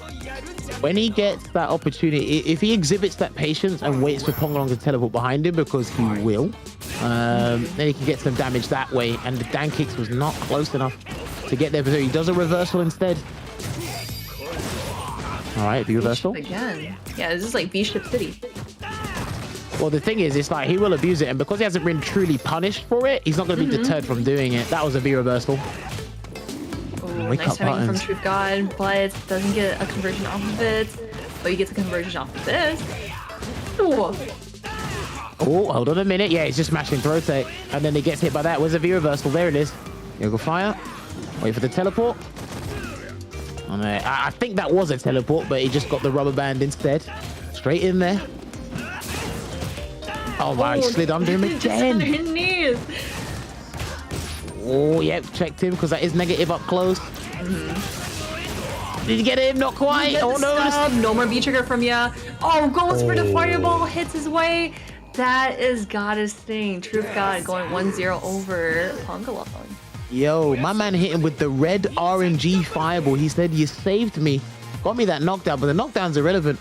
The round is what matters. And again, from that first round, judging from that first round, it was looking absolutely like hellish for Truth God, but somehow pulled a rabbit out of the hat, turned things around, and takes that first game. So again, we were talking about Truth God having to change his tactics in terms of the approach. Maybe it's Pangalong who needs to change his tactics, Marine. You know, honestly, like he did change it a little bit early in the game, but I wonder if Truth God was able to download him on the leeway here. So no, I definitely agree. Apollo might have to think of something different here. And there we go, doing the Dan kicks again. He's losing a lot of vitality in the process here. He goes for a V-break, good choice. And it's a wake-up teleport immediately. I really would like to ask him why he teleports so frequently. See, it's like the thing that I said before, where like he sees that Truth God is using those kicks to kind of break in the space, but he is trying to use a teleport to kind of back away and punish those kicks. Yeah, good call. Definitely good observation there, Marine. Got the V-trigger ready and waiting, but I don't think he's going to use it just yet. That should be not the round yet. Oh, okay. V-shift again. He really needs to read these V-shifts. Yo, the sniper is in deck because I did see that he might have wanted to do the sniper in that very moment right before Truth God activated V-trigger, but obviously you don't want to do the sniper because you're going to get hit by the fireball. Well, speaking of getting hit by something, Dan Retz again comes through and he's going to go for Dan kicks to take him straight to the corner. Overhead, straight into another V-shift again. He's been so liberal with those V-shifts and they've been working out for him. Another one. V-shift in the corner once again, you know, just sticking to your intuition, just saying like, no, I'm going to do it. Let's be risky for once. Yeah, I think these guys just... Oh, nice air to air as well. And there, he caught him. Yes. All right. He's snuffing it out now. Good. I really love that read because Truth God knows that like it's usually in mid-screen where he is going to do V-shift over and over again. Pulls it out by the jump in. That is so smart from him. Dude, he splurges bar on EX Dan kick at round start every... I think he's done it the majority of rounds. I don't know what he's trying to catch from round start, but he's had much more success without having to do it at that range, but... There we go. Pressure beat applied. Okay. Hold this. Yeah, and he's just caught bashing buttons again, and he couldn't get the damn Redskin to connect that light version. Oh, interesting. Just trying to get the reaction on time before the teleport landed. Going for EX Fireball teleport for the mixed up? Yes. That's low. There's a V break. What a teleport. He's got to be careful because he's not doing the air ones, and this could be guess for game. Yep. There you have it. 1-1. 1-1. Or what is it? Deja vu all over again? Is that what it is? That's what I'm bringing up here. Yeah, because again, you know, like Pongalon is now having like an even better game plan, and now Chuga's like, okay, I gotta rewrite. Man, what a tongue twister. Rewrite my my game plan, my college thesis on like what I need to do better against Dhalsim. Well, these guys never fail to deliver in that regard. We're going back to the character select screen here. Interesting. Or maybe V trigger or V skill. I would, if I was Truth God, I would probably change the V skill, or maybe he doesn't really, or hasn't learned the V skill, doesn't feel comfortable using it. The V trigger should stay. I think he's been doing particularly well with that. Maybe it might be a costume change. Maybe it just might be a breather because, again, these guys have had some crazy dynamic matches. So maybe just needs to cool it down a bit and then go back in with a refreshed mind because it is first to one territory now. Remember, the loser goes home from this. And this is a $50 money match these guys are playing right now. So loser goes home from this. So. That is true. Yeah, like you said, you know, it could be just kind of like going through character select just to make sure, like, all right, what am I doing wrong? Like, what can I learn from the previous match? And you know, a lot of players have done that where it's not just a character selection or a V skill or a V trigger. It's just more of like, I just need some leg room and just some headspace to kind of like think about what I could do better. Like even, you know, like pro players, like they do it because you like sometimes when you think about them just going back to character select, it's like, oh, are they finally gonna pull out their, let's say for Tokido, you know, he's playing Luke and like he goes back to character select, he's like, oh, he's gonna pull out Akuma, but no, he's just kind of like thinking of like, okay, I need to do this, I need to do that for the next match and I should be good. But no, it's something to kind of think about where you want to use character select to think about what you want to do better. 100%. But I mean, you can never rule out the theory or the possibility that, you know, someone who does have that secondary character may pull it out. Always want to put that in the viewer's mind. But it looks like he's just swapped costumes. Yeah, he's getting a little hot, you know. Like at first it started to get a little nippy, but now that things are starting to heat up, wants to get the costume change. Yeah, and I like this one, Karate Man style. I like it. It's pretty cool. I like it. That looks like a very vulgar yellow, but is that you know what I mean? That reference. Is that a JoJo reference? Oh, is that Dia? No way. Probably. No, definitely. It looks like it. Oh, wow. Okay. Interesting. I didn't realize that until you put it in my head. Anyway, no, Dio's losing right now. It's not looking too good. He's stunned. He's stunned, mate. One of the best villains in anime history is getting stunned. Oh, no. Oh, the air-to-air as well. Oh, boy. Oh, boy. That was not looking too good there. Again, he had a very good first game there till Pongalong get it back. Now the momentum, the pendulum swing has shifted into Pongalong's favor. He's off to a fine start here. Meaty slide. That was a meaty slide. Face down. Nice sweep.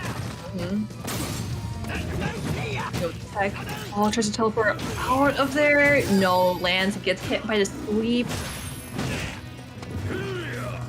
Oh, okay, jumped away with the roundhouse, and he's trying to delay his down kicks now. I see it, and what a V shift. Oh, yep. God does have V trigger activated, but gets stopped by Pongalong's feet. Oh, is he run out of steam? Is he checked out of the hotel? I wonder. No, he's not going down without a fight. And he stayed in front. Oh. On the minute, that's going to be a trade. Underneath the fireball, like the very first round that he played against Pongalong. But he didn't get hit by it. Heavy reversal, he takes the final round. He's just going in. Nice anti-air, the stand light punch. That should not be working. That has no business working now, but it still is.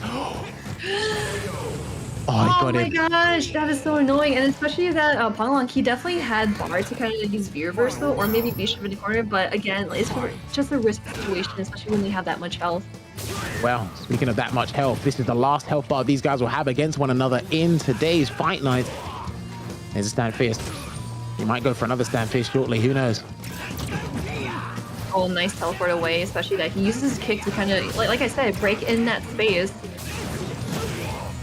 Ooh. And there you go, air to air with the jump, Fierce teleports away. He's still doing those grounded teleports. They put him in a dangerous area. Can he get back in there? Good check as well. They're going to get the pickup.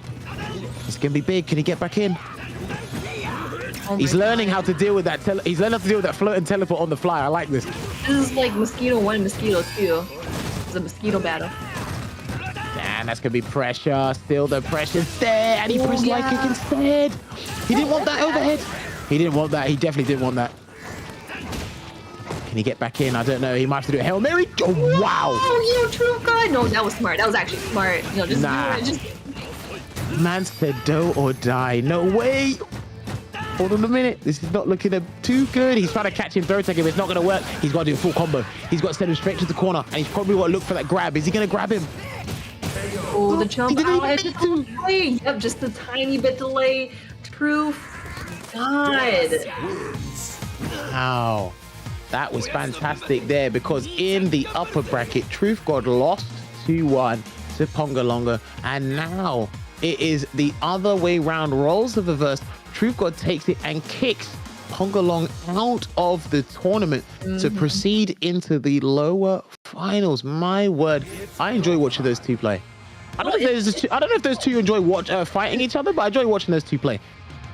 No, yeah, it's super fun because just from like the first match, I feel like both players were just kind of like what are you doing? Like, I'm trying to do like my Dawson stuff. But in this match, you know, like they did learn from how like they both played. They're playing at like a very, very I hate using the word random, like just very eccentric. I'll say eccentric. A very eccentric play style where both players are just duking it out and seeing what lands. And then if it lands, they can just capitalize off of it and go towards victory. Yeah, I guess in some regards to some people, depending on who you ask, it could be unconventional in both styles. It's probably something we're not used to seeing. But then again, this is a matchup we're not used to seeing. So maybe these guys don't really fight each other or these kind of characters outside of tournament play. So there was a couple of things that both players were learning about on the fly. Truth God learning how to deal with an extremely high float, which apparently should have been a no-fly zone, but you can fly around the gaff as much as you want. At the same time, it's Ponglong really had to understand when and where to press buttons because a lot of times he did get counter hit. Defensive choices were pretty interesting up until a certain point, but then he was relying on V shift into V break a lot because it was working. It really was working. So like we said before, if it isn't broke, don't fix it. Don't fix it. Yeah, just keep using it. Yeah, but like one thing that I want to look into here, now that Truth God has reigned over Pongalongo, we are going to see Truth God going against Flux Waves. So I know that Flux Wave is going to deal with another annoying buzzing bee, but we'll see if Truth God makes his way around Flux Waves and hopefully get into grand finals with El Chocote. Look, man, this game is flooded with offensive characters. A pretty defensive game, but it goes from defensive shifting into offense there. And this is something that I'd be interested to see who Flux picks. Is it going to be the Manat again, or is it going to be the Poison? I've heard a couple of Dan players had said, oh no, Dan can give Poison a run for money. So maybe Manat might be the safer pick here. And you've got a better V trigger, but we'll just have to see because now these guys are in best of fives territory. So first to 3 wins will take it. And whoever wins this will be going up against Chocote in the grand final. Shouts to Chocote, by the way. I believe he is streaming his run. So shouts to him. Make sure you give him a follow. Give him a follow. Yeah, and don't forget to check out these two of their socials as well. You know, definitely give them a follow. Support your local players. You know, they are kicking butt out of here. So again, you know, like Flux Wave, like you mentioned, Flux Waves, you know, probably playing like the Poison or Mika. I wonder if you might just pick Mika just to kind of like speed run through some things, just using resets, command grabs.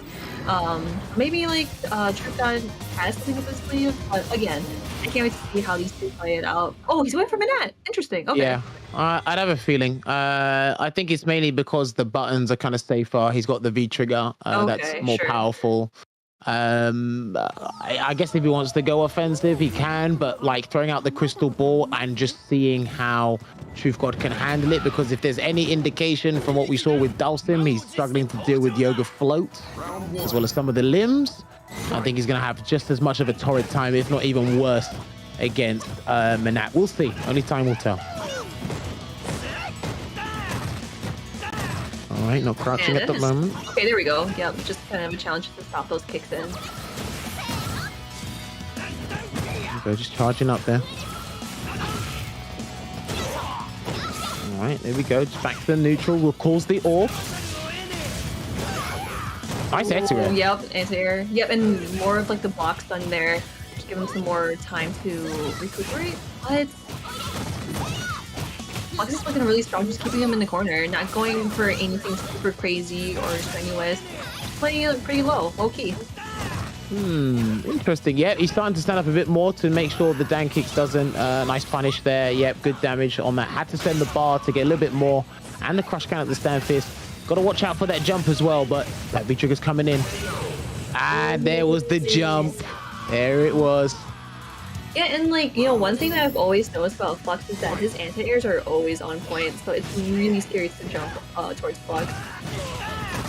Well, in situations like that, if you do land the jump, then it becomes a mix-up, right? So, For sure. And it's harder to anti-air neutral jump up close than it is from far away, I suppose, because it's kind of like a throw bait situation anyway, so you don't really want to take that risk. Nice down kick. That down kick went right over the stand fierce, so and the punish again. Too far though. Ooh, what an answer from Truth God. You know, he thought that Flux was going to press the button after we return of the fireball, or not fireball, ball, but doesn't get that out of there. Truth God has V-trigger activated here. All right. Oh, the pickup as well. Okay. What? That wait, hold on a minute. That was like super deep. That right? That was super deep. But that was his air V skill that looked like a cross-up. I didn't know he could do that. He's going to lose the game anyway, but I did not know that V skill could do that.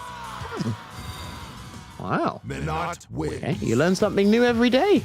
Yeah, that's what I'm saying. Like, you know, these kind of matchups is like Manat and Dan. I've never seen this before. That's why it's always a treat for us commentators to kind of like watch this matchup and just kind of absorb the knowledge of like, yeah, you know, like I've seen this before, you know. So yeah, that was a really cool V skill there. So 1-0, 1-0 Flux Wave, one head strong. Yeah, pretty much being dominant in the neutral and controlling or dictating this match in general. Truth God, again, probably a new experience for him, maybe a familiar experience for him as well, but a nice jump. He's got to throw everything in the kitchen sink, and while he's doing that, he actually builds the meter he needs to get extended damage and whatnot, and that's the reset. Yeah, what? That's not a reset, that's an extended combo? That looked fantastic. I've never seen that before. Why are you wanting me to play Dan? You're encouraging me to play Dan. What are you doing? Oh, you should play Dan on your next stream. I'm definitely not playing Dan. Not yet, anyway. Oh, he's throwing it out with malicious intent, and he gets the round. No, that was really good from Truth God because he is just trying to like play again, like, you know, play with his fundamentals and just playing something that's like really strong. You know, this is a really huge change, especially against like Come Along then versus Flux. He's playing really strong. And that should be a, Yeah. Okay. I thought that was going to be a pseudo safe jump or something, but it didn't quite work out. There's a very fast super. Gets him some breathing room here, does Flux. Oh, tries to go underneath the fireball, but it is not going to work out. Race up too fast. Right, throw tech. And a stand hard kick. Oh yeah, we out. No, that's good. And both Dalston and Manat can do that with their drill kicks, right? They can just jump out the corner and then make it very difficult for you to chase down. Alex can do that as well, but it's not as powerful, but doesn't need to reflect this because, again, that's not a true fireball. Try to shimmy, no dice. Get the check. He's trying to shimmy him here as well, but Truth God not giving up, and he could have got a punish there, but I think he didn't quite get the timing right. Yeah, so Truth God does have V-trigger activated. Yeah, that doesn't go full screen, so it's fine. Yeah. Oh, okay. Oh no, I wonder if he was like waiting for Flux to kind of like throw out a button and then punish that, but it was just kind of like a wild guess. Just out in the blue. It's probably a button, or he was probably waiting for the Soul Spheres for her to throw the crystal ball out and anticipate that. To be fair, that CA does go pretty far, so I didn't blame him for trying, but he splurged all his meat and he still managed to get EX down kick in the first round. Oh, sorry, the first couple of seconds. Back dashes. There's a V trigger. Oh my god, it was a clean jump. Jump in. Yeah, that was like the second best jump in for Truth God, but doesn't get a full conversion off of that. Flux trying to find his way out of here, but just one more hit and it's gonna be done. My man is just being relentless with those light down kicks in the corner. Got to deal with that V trigger, and he blocked in time because there was not enough hits on there. But this is going to be a lot of damage here for Flux. This is not going to be the round though. This will not be the round. I think Dan has just got an iota of health left. I know for a fact that Flux is just probably gonna like back away because he does have all his resources here. Uh-oh. Yep. Yeah, just wait for it to go. Oh, wow. Oh, wait a minute. Careful. I know for a fact EX that down kicks coming. Oh, okay. I was gonna say Flux can definitely take the throw, but now that he was building up all that white health, it was like a little risky. So he grabbed Truth God instead. You know what? That was... I respect that he'd done that because he was he understood Truth God's patterns, offensive patterns really well. I was also a bit worried about the EX reversal only because of what Truth God did to Pongalong before with the EX reversal from half screen against the Lib, and it just happened to catch him. And he actually did one of his light down kicks into EXDP before and it hit. So I was kind of worried about that, but luckily it worked out. He's 2-0 up here. But Truth God's really putting on a show today, I gotta say. Oh, he really is. And like I said before, I feel like he really did change up his game plan, especially against Flux, who's just so strong in fundamentals. Not saying that Pongalong is bad in his fundamentals, but it's just more of like both of those players get really, really crazy and hectic. All right, there we go. Danking again, getting that frame trap. He's catching people off guard with that a lot today, even with the trades. Still in there. And again, the Dan kicks go over the stand fierce because of the just because of the hitbox hurtbox interaction. Yo, Truth God, just keeping his stance. Let's go. Yeah, he's not discouraged at all. Oi, that was sick. All right, here we go. One reset will do it. If he guessed his wrong, that might be it. Oh, good block. And the view reversal out of there. What a defensive sequence. Damn, this guy definitely has he's had his Banat practice, I gotta say. He hasn't got any V-trigger though, so this is gonna be a bad... Oh! That was so sick. I really like that because like I did see that he threw the fireball to negate the crystal ball and then goes for the EX kicks just to catch him. Truth God, looking so strong, but we can't keep him out because Flux Wave is 2-0. Can definitely end this at any moment. No! Well, we'll see, man. I mean, Truth God's actually really been putting up a fight, and he's, like you said, he's been pretty obstinate with his game plan of the Dan kicks. Sure. He's been going up against difficult characters all day. So, just going in, and arbitrary sweep. And you go in there. Jumps again, good block on the cross-up, gets the grab, slowly chipping away at Flux's health.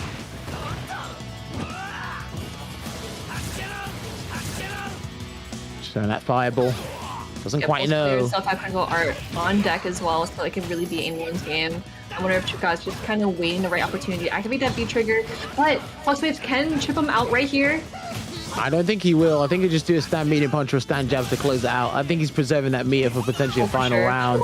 Guard break. If you block that, it's a guard break. It's a guard break. Oh. Oh, he's going to spend it. Okay. Interesting. Okay. Because that's huge scaling. I thought he would have just taken him to the corner with one bar, but he's got no meter here. I know he's in a positional advantage, but... I don't know. Okay. Yep, there it is. Like you said before, it just goes for the jab instead. Because especially like, oh man, especially that like he did use critical art. I felt like he could have saved that and just tried to apply more pressure just by like using one bar at a time, apply more damage. Oh wow, just throws that heavy down kicks, puts him in there, gets the throw, light down kicks. Yeah, he tried to get in, he's lost his meter, so he's gonna have to use the V-trigger this time, yeah. Oh no, doesn't catch him in the air though, but it's okay. Flux is still in the corner, just trying to survive as much as he can. Truth God, going in for the kids. Let's go. Alright, activates V-trigger. What's the reset gonna be? Full combo. Yeah, he's just going for full combo. Is he gonna go into the CA though? That's the question. I think he is. He definitely is. Yes, he will. You know, like, I really like these situations where, like, he goes into the C8. Obviously, it's not going to kill. Yeah, just a sliver. But he also has stun really close here. So he's just going to sit there. He's not scared Charge it all the way. Charge it all the way, mate. He could actually dashed in and done the super. It probably would have been caught out. I think he's going to do a Hail Mary super or something. He's going to try and catch something. if he can. Oh my gosh, yeah, Flux goes for the light kick, closes out 3-0 over Truth God. Truth God is going home with third place, but hey, he's getting money for that. He's getting $100 just from playing against Fluxwave. Yes, he is. And you know what? I've got to give a shout out to Truth God. You actually put on a very good performance. I was entertained by what I saw today with the Dan. I think you can fine tune a couple of areas, just a small amount of areas. But I think other than that, definitely a strong Dan. Enjoyed watching it. I think, again, you have to remember with tournaments, your bracket path, that bracket luck is a big deal. I mean, you have to fight Dalsim, then you have to go up against Colleen, then Rose, then have the Dalsim run back, then go up against Manat. Like, again, he had to go from losers round 1 all the way to lower final. So he was doing work today in that lower bracket. Shout outs to Truth God there. But again, Fluxwave, clinical performance, finds himself in another grand final. Yeah, very, very dominant indeed. Because I've always wanted to see, yeah, like just more Dan. So definitely Truth God delivered, and we got to see more of that Dan action.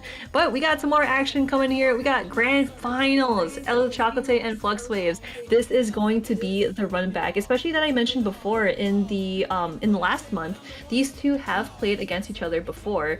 I see that Fluxwave has been very dominant towards El Chocolate, but not in this time here. You see that El Chocolate went 3-0 over Fluxwave in the upper finals. So we'll see if he's able to keep that streak alive, or is Fluxwave going to reset the bracket?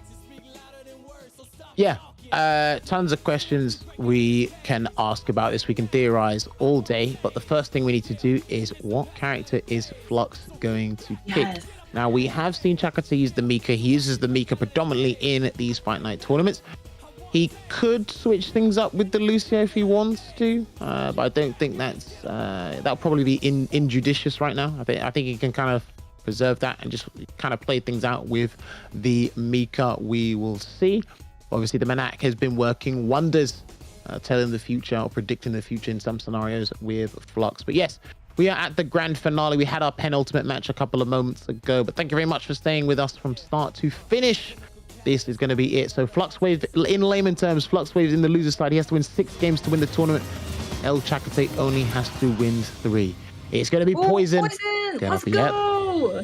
So what? Kind of what I theorize is it's panning out. So yeah, because like, you know, if y'all weren't here for their match, Flux did pick Manat against Taze Armika and didn't do so well. So we'll see how his poison plays against Armika.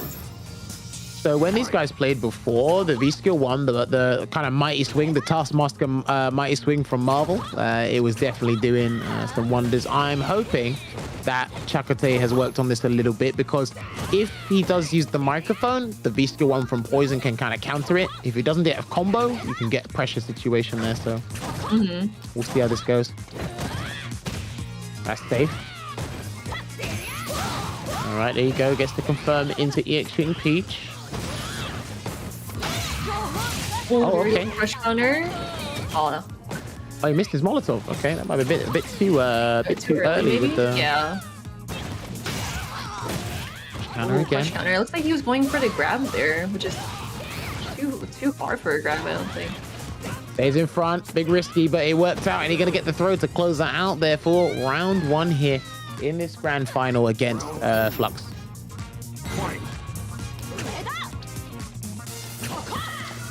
Alright, going up for the mic again. I was surprised to see that Flux didn't use his V-Skill to fly over the microphone, because in the first round he was able to punish Tay for using the microphone. Alright, heart rate to pull him in. No V reversal yet here from El Chocolate. Just gonna let things fly. Yep, just gonna see what he does. It looks like he's trying to walk away. Oh, here we go. Party time, especially in the corner. Crush counter again. Oh no! Okay, so that only works if they're high enough, or you activate V-Trigger to kind of give you extra time on the landing. No stun yet because it wasn't a standing throw, but that's going to be game 1 here for Chocolate. Looking very strong. And again, you know, like Chocolate, he is streaming his runs, so I wonder if like also the power up of just his Twitch audience watching him, like, yeah, let's go, El Chocolate. But obviously, like, we have seen Flux in these multiple online tournaments where he's just so dominant. But man, I feel like it could go for either or for these competitors. Round 1. Indeed. Fight. So let's see how this goes. He had a good start before Flux, but then it went downhill as soon as Mika gets in. And I've been saying this like for a while now. I do think Mika is one of Poison's hardest matchups because once she does get in, what is Poison really doing? You really got to guess with that B shift and risk that 3-frame on the way. Yeah, look, there you go. You have to do the 3-frame and wake up. But if you got that wrong, that would have been crush counted. And then, yeah. Watch out for the jump. Oh, here we go. Okay, good backdash there. And he's hesitating. Oh, yep, that's it.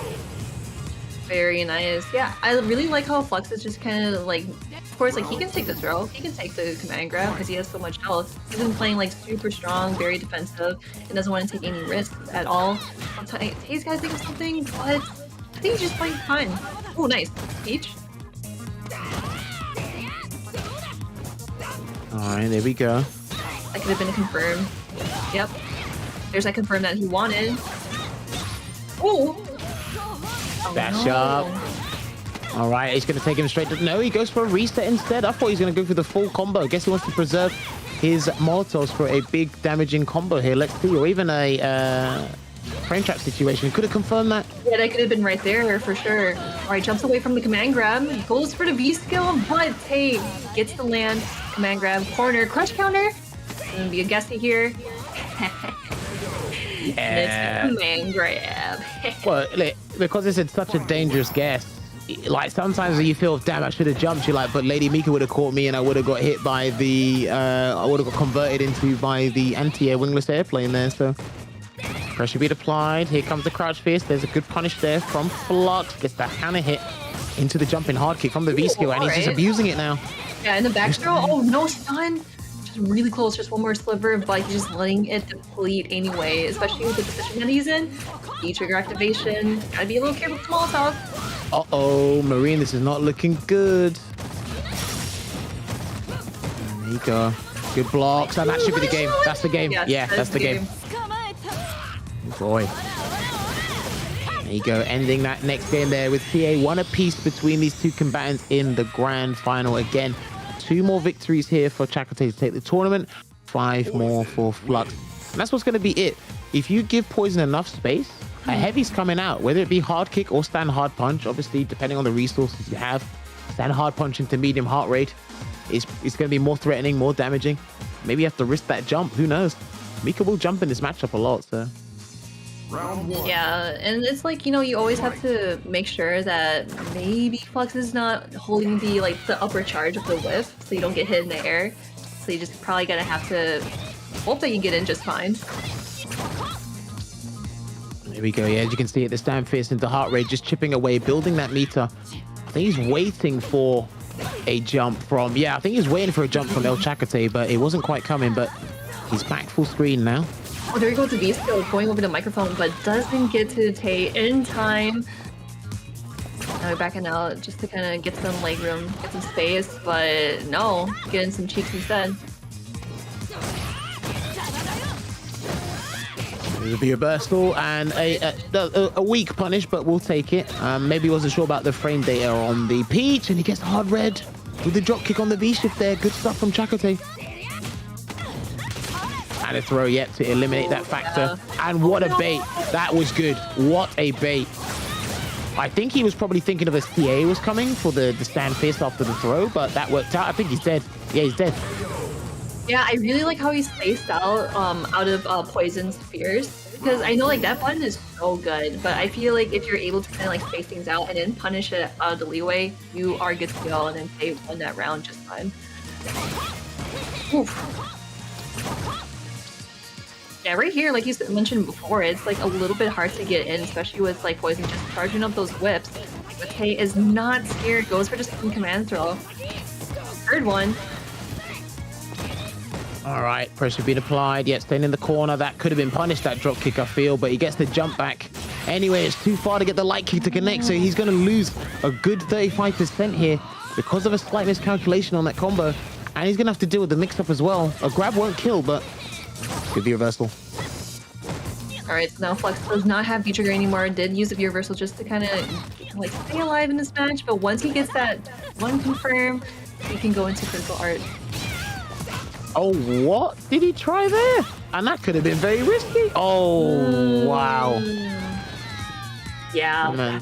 that's gotta sting for sure. Man said, throw everything in the kitchen sink. Now I'll just throw my butt in your face. And then that will be the game. Well, hey, it got in the round, and it's a tool. It is a sort of poking tool for Mika in this matchup there, because if you space it correctly, Poison can't punish it, and it leaves you an awkward or uncomfortable range for her. So I don't quite blame him for doing that. So.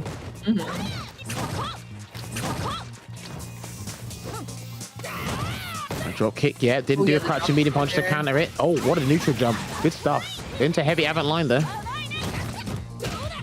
No time for anti-air, especially like I know like there are so many times where like I've always tried to like anti-air there, but it's just been so hard and you just like get stuffed immediately, so it's better to just block it. Well, he tried to block that, but it didn't quite work out. Again, thought he was going to cross up, and look at that. It is just forward fist after forward fist, and that's going to be stun. Yeah, that's going to be the round for Chakotay here. And now Chakotay, match point, yes. We'll see if Chakotay will take over Fight Nights for this time, but Flux, he has one game, but of course, like you said before, he has 25 games. Your boy's feeling himself. Hey, talk to your boy, Marine. Hey, keep doing what you're doing. Oh my word, if he guesses wrong, that's going to be not good. Oh no, and if he guesses one more guess, that's going to be the game. That's the throw. Come on, grab. Oh, he didn't even need it. That's the tournament. Yep, El Chakotay is your champion for Fight Nights March. There you have it, ending it with the Peach Assault CA, closing things out, not dropping a single set in today, staying in the upper bracket the entire time, and again going up against a kind of regular rival in Flux Waves. Fantastic stuff there. Made it 3-1. We thought the tactic would have worked. We thought maybe, Manat would have been a interesting way to kind of gauge what Chakotay was thinking. And he said, you know what? I can use Mika against your characters regardless. They'll work against your roster, your array of characters. Don't care who you pick, just bring to the table. I can see he's done his homework, his necessary homework needed for this matchup. But at the end of the day, when Mika stays on top of Poison like white on rice, there is little to basically nothing she can do. Unless you just make the right choice at the right time on the right day. Yeah, no, I definitely agree. And like, I also want to bring up that literally the previous tournament in February, Flux Waves did win it over El Chakotay. So like this bracket looks very similar to what it was previously. So it's really nice to see El Chakotay get in the dub over Flux Waves this time. So again, this whole top 8 has been really, really fun to watch, Jammers. We've seen a bunch of like Dan gameplays, how strong Truth God was. Like I was internally rooting for Truth God. He was going ham with that Dan. And then Pongalong, going for the Dawson. And like you said before, like he was very teleport happy. But again, we can't keep out like all the other players that we've seen in this top 8. Yeah, no, congratulations to all the players that participated, because these guys are always consistent. They're showing up to play in these tournaments, and you guys can do so as well. I'll make it appear magically on the lower third below. There it is. I love my production team. Compete.playstation.com. You can sign up and get involved in these tournaments as well. You can be like Chakotay. You can earn yourself $200. You could earn yourself even more money. You could earn yourself the prestige in these PlayStation tournaments. Because I want people to get involved, and I want to see people like Truth God versus all these other new faces I've seen today competing and enjoying fighting games, what we all love here in the FGC. I'll tell you that much as well. Fantastic. And do not forget as well, if we can get the splash page rolled up on the screen, there is a community Discord. There it is right there. You can join the PlayStation Tournaments community Discord to find those regular updates on the esports events, the articles, the video games. You can meet with other players and improve your game in general. There is a link you can click down there below to follow up. We should put it in the chat for you guys to go and follow that. And of course, get your phones out, get that QR code. You can do that if people like to do it. I know you guys do this in restaurants where they give you the menu or that little thing of where you just QR code and they put the menu on your phone. That's what we should be doing here. Quickly scan it, you guys can find that Discord. I know you're all on Discord. If you're not on Discord, then you're in the year 2018. You're not in 2023, mate. Yeah, Don't worry. I use Discord too, but here? But man, no, seriously, like these tournaments have been super fun to watch, and of course it helps the community, it helps like everyone around you to level up their game, and of course keep fighting games alive, because again, like you said before, earlier in the stream, we are definitely going to see some more Street Fighter 6 action in the horizon, so I'm really excited to see that. We'll see if PlayStation is going to hold that too once Street Fighter 5 is kind of like out of the fray. But man, what a great top 8. Seriously, like I had so much fun doing this with you, Jammers. Yeah, always a pleasure. Again, we were actually together just over a month ago, and we got to do some more. It just feels so weird. They're like, hey, we're commentating together on PlayStation. Yeah, seriously, like thank you so much for the people at PlayStation for hosting this spectacular tournament, and of course all the viewers at home, thank you so much for watching, staying up late. Don't forget to drink your water after this, because I probably need to drink some water too. Yes, we all need to drink some water. Stay hydrated, keep playing games, and stay safe. But what we're going to do is we're going to sign out and let everybody get on with the rest of the day. Thank you so much once again for joining us for this Fight Night episode. We'll see you another time for some more Street Fighter 5 action. So until then, take care, and we will see you next time. Peace.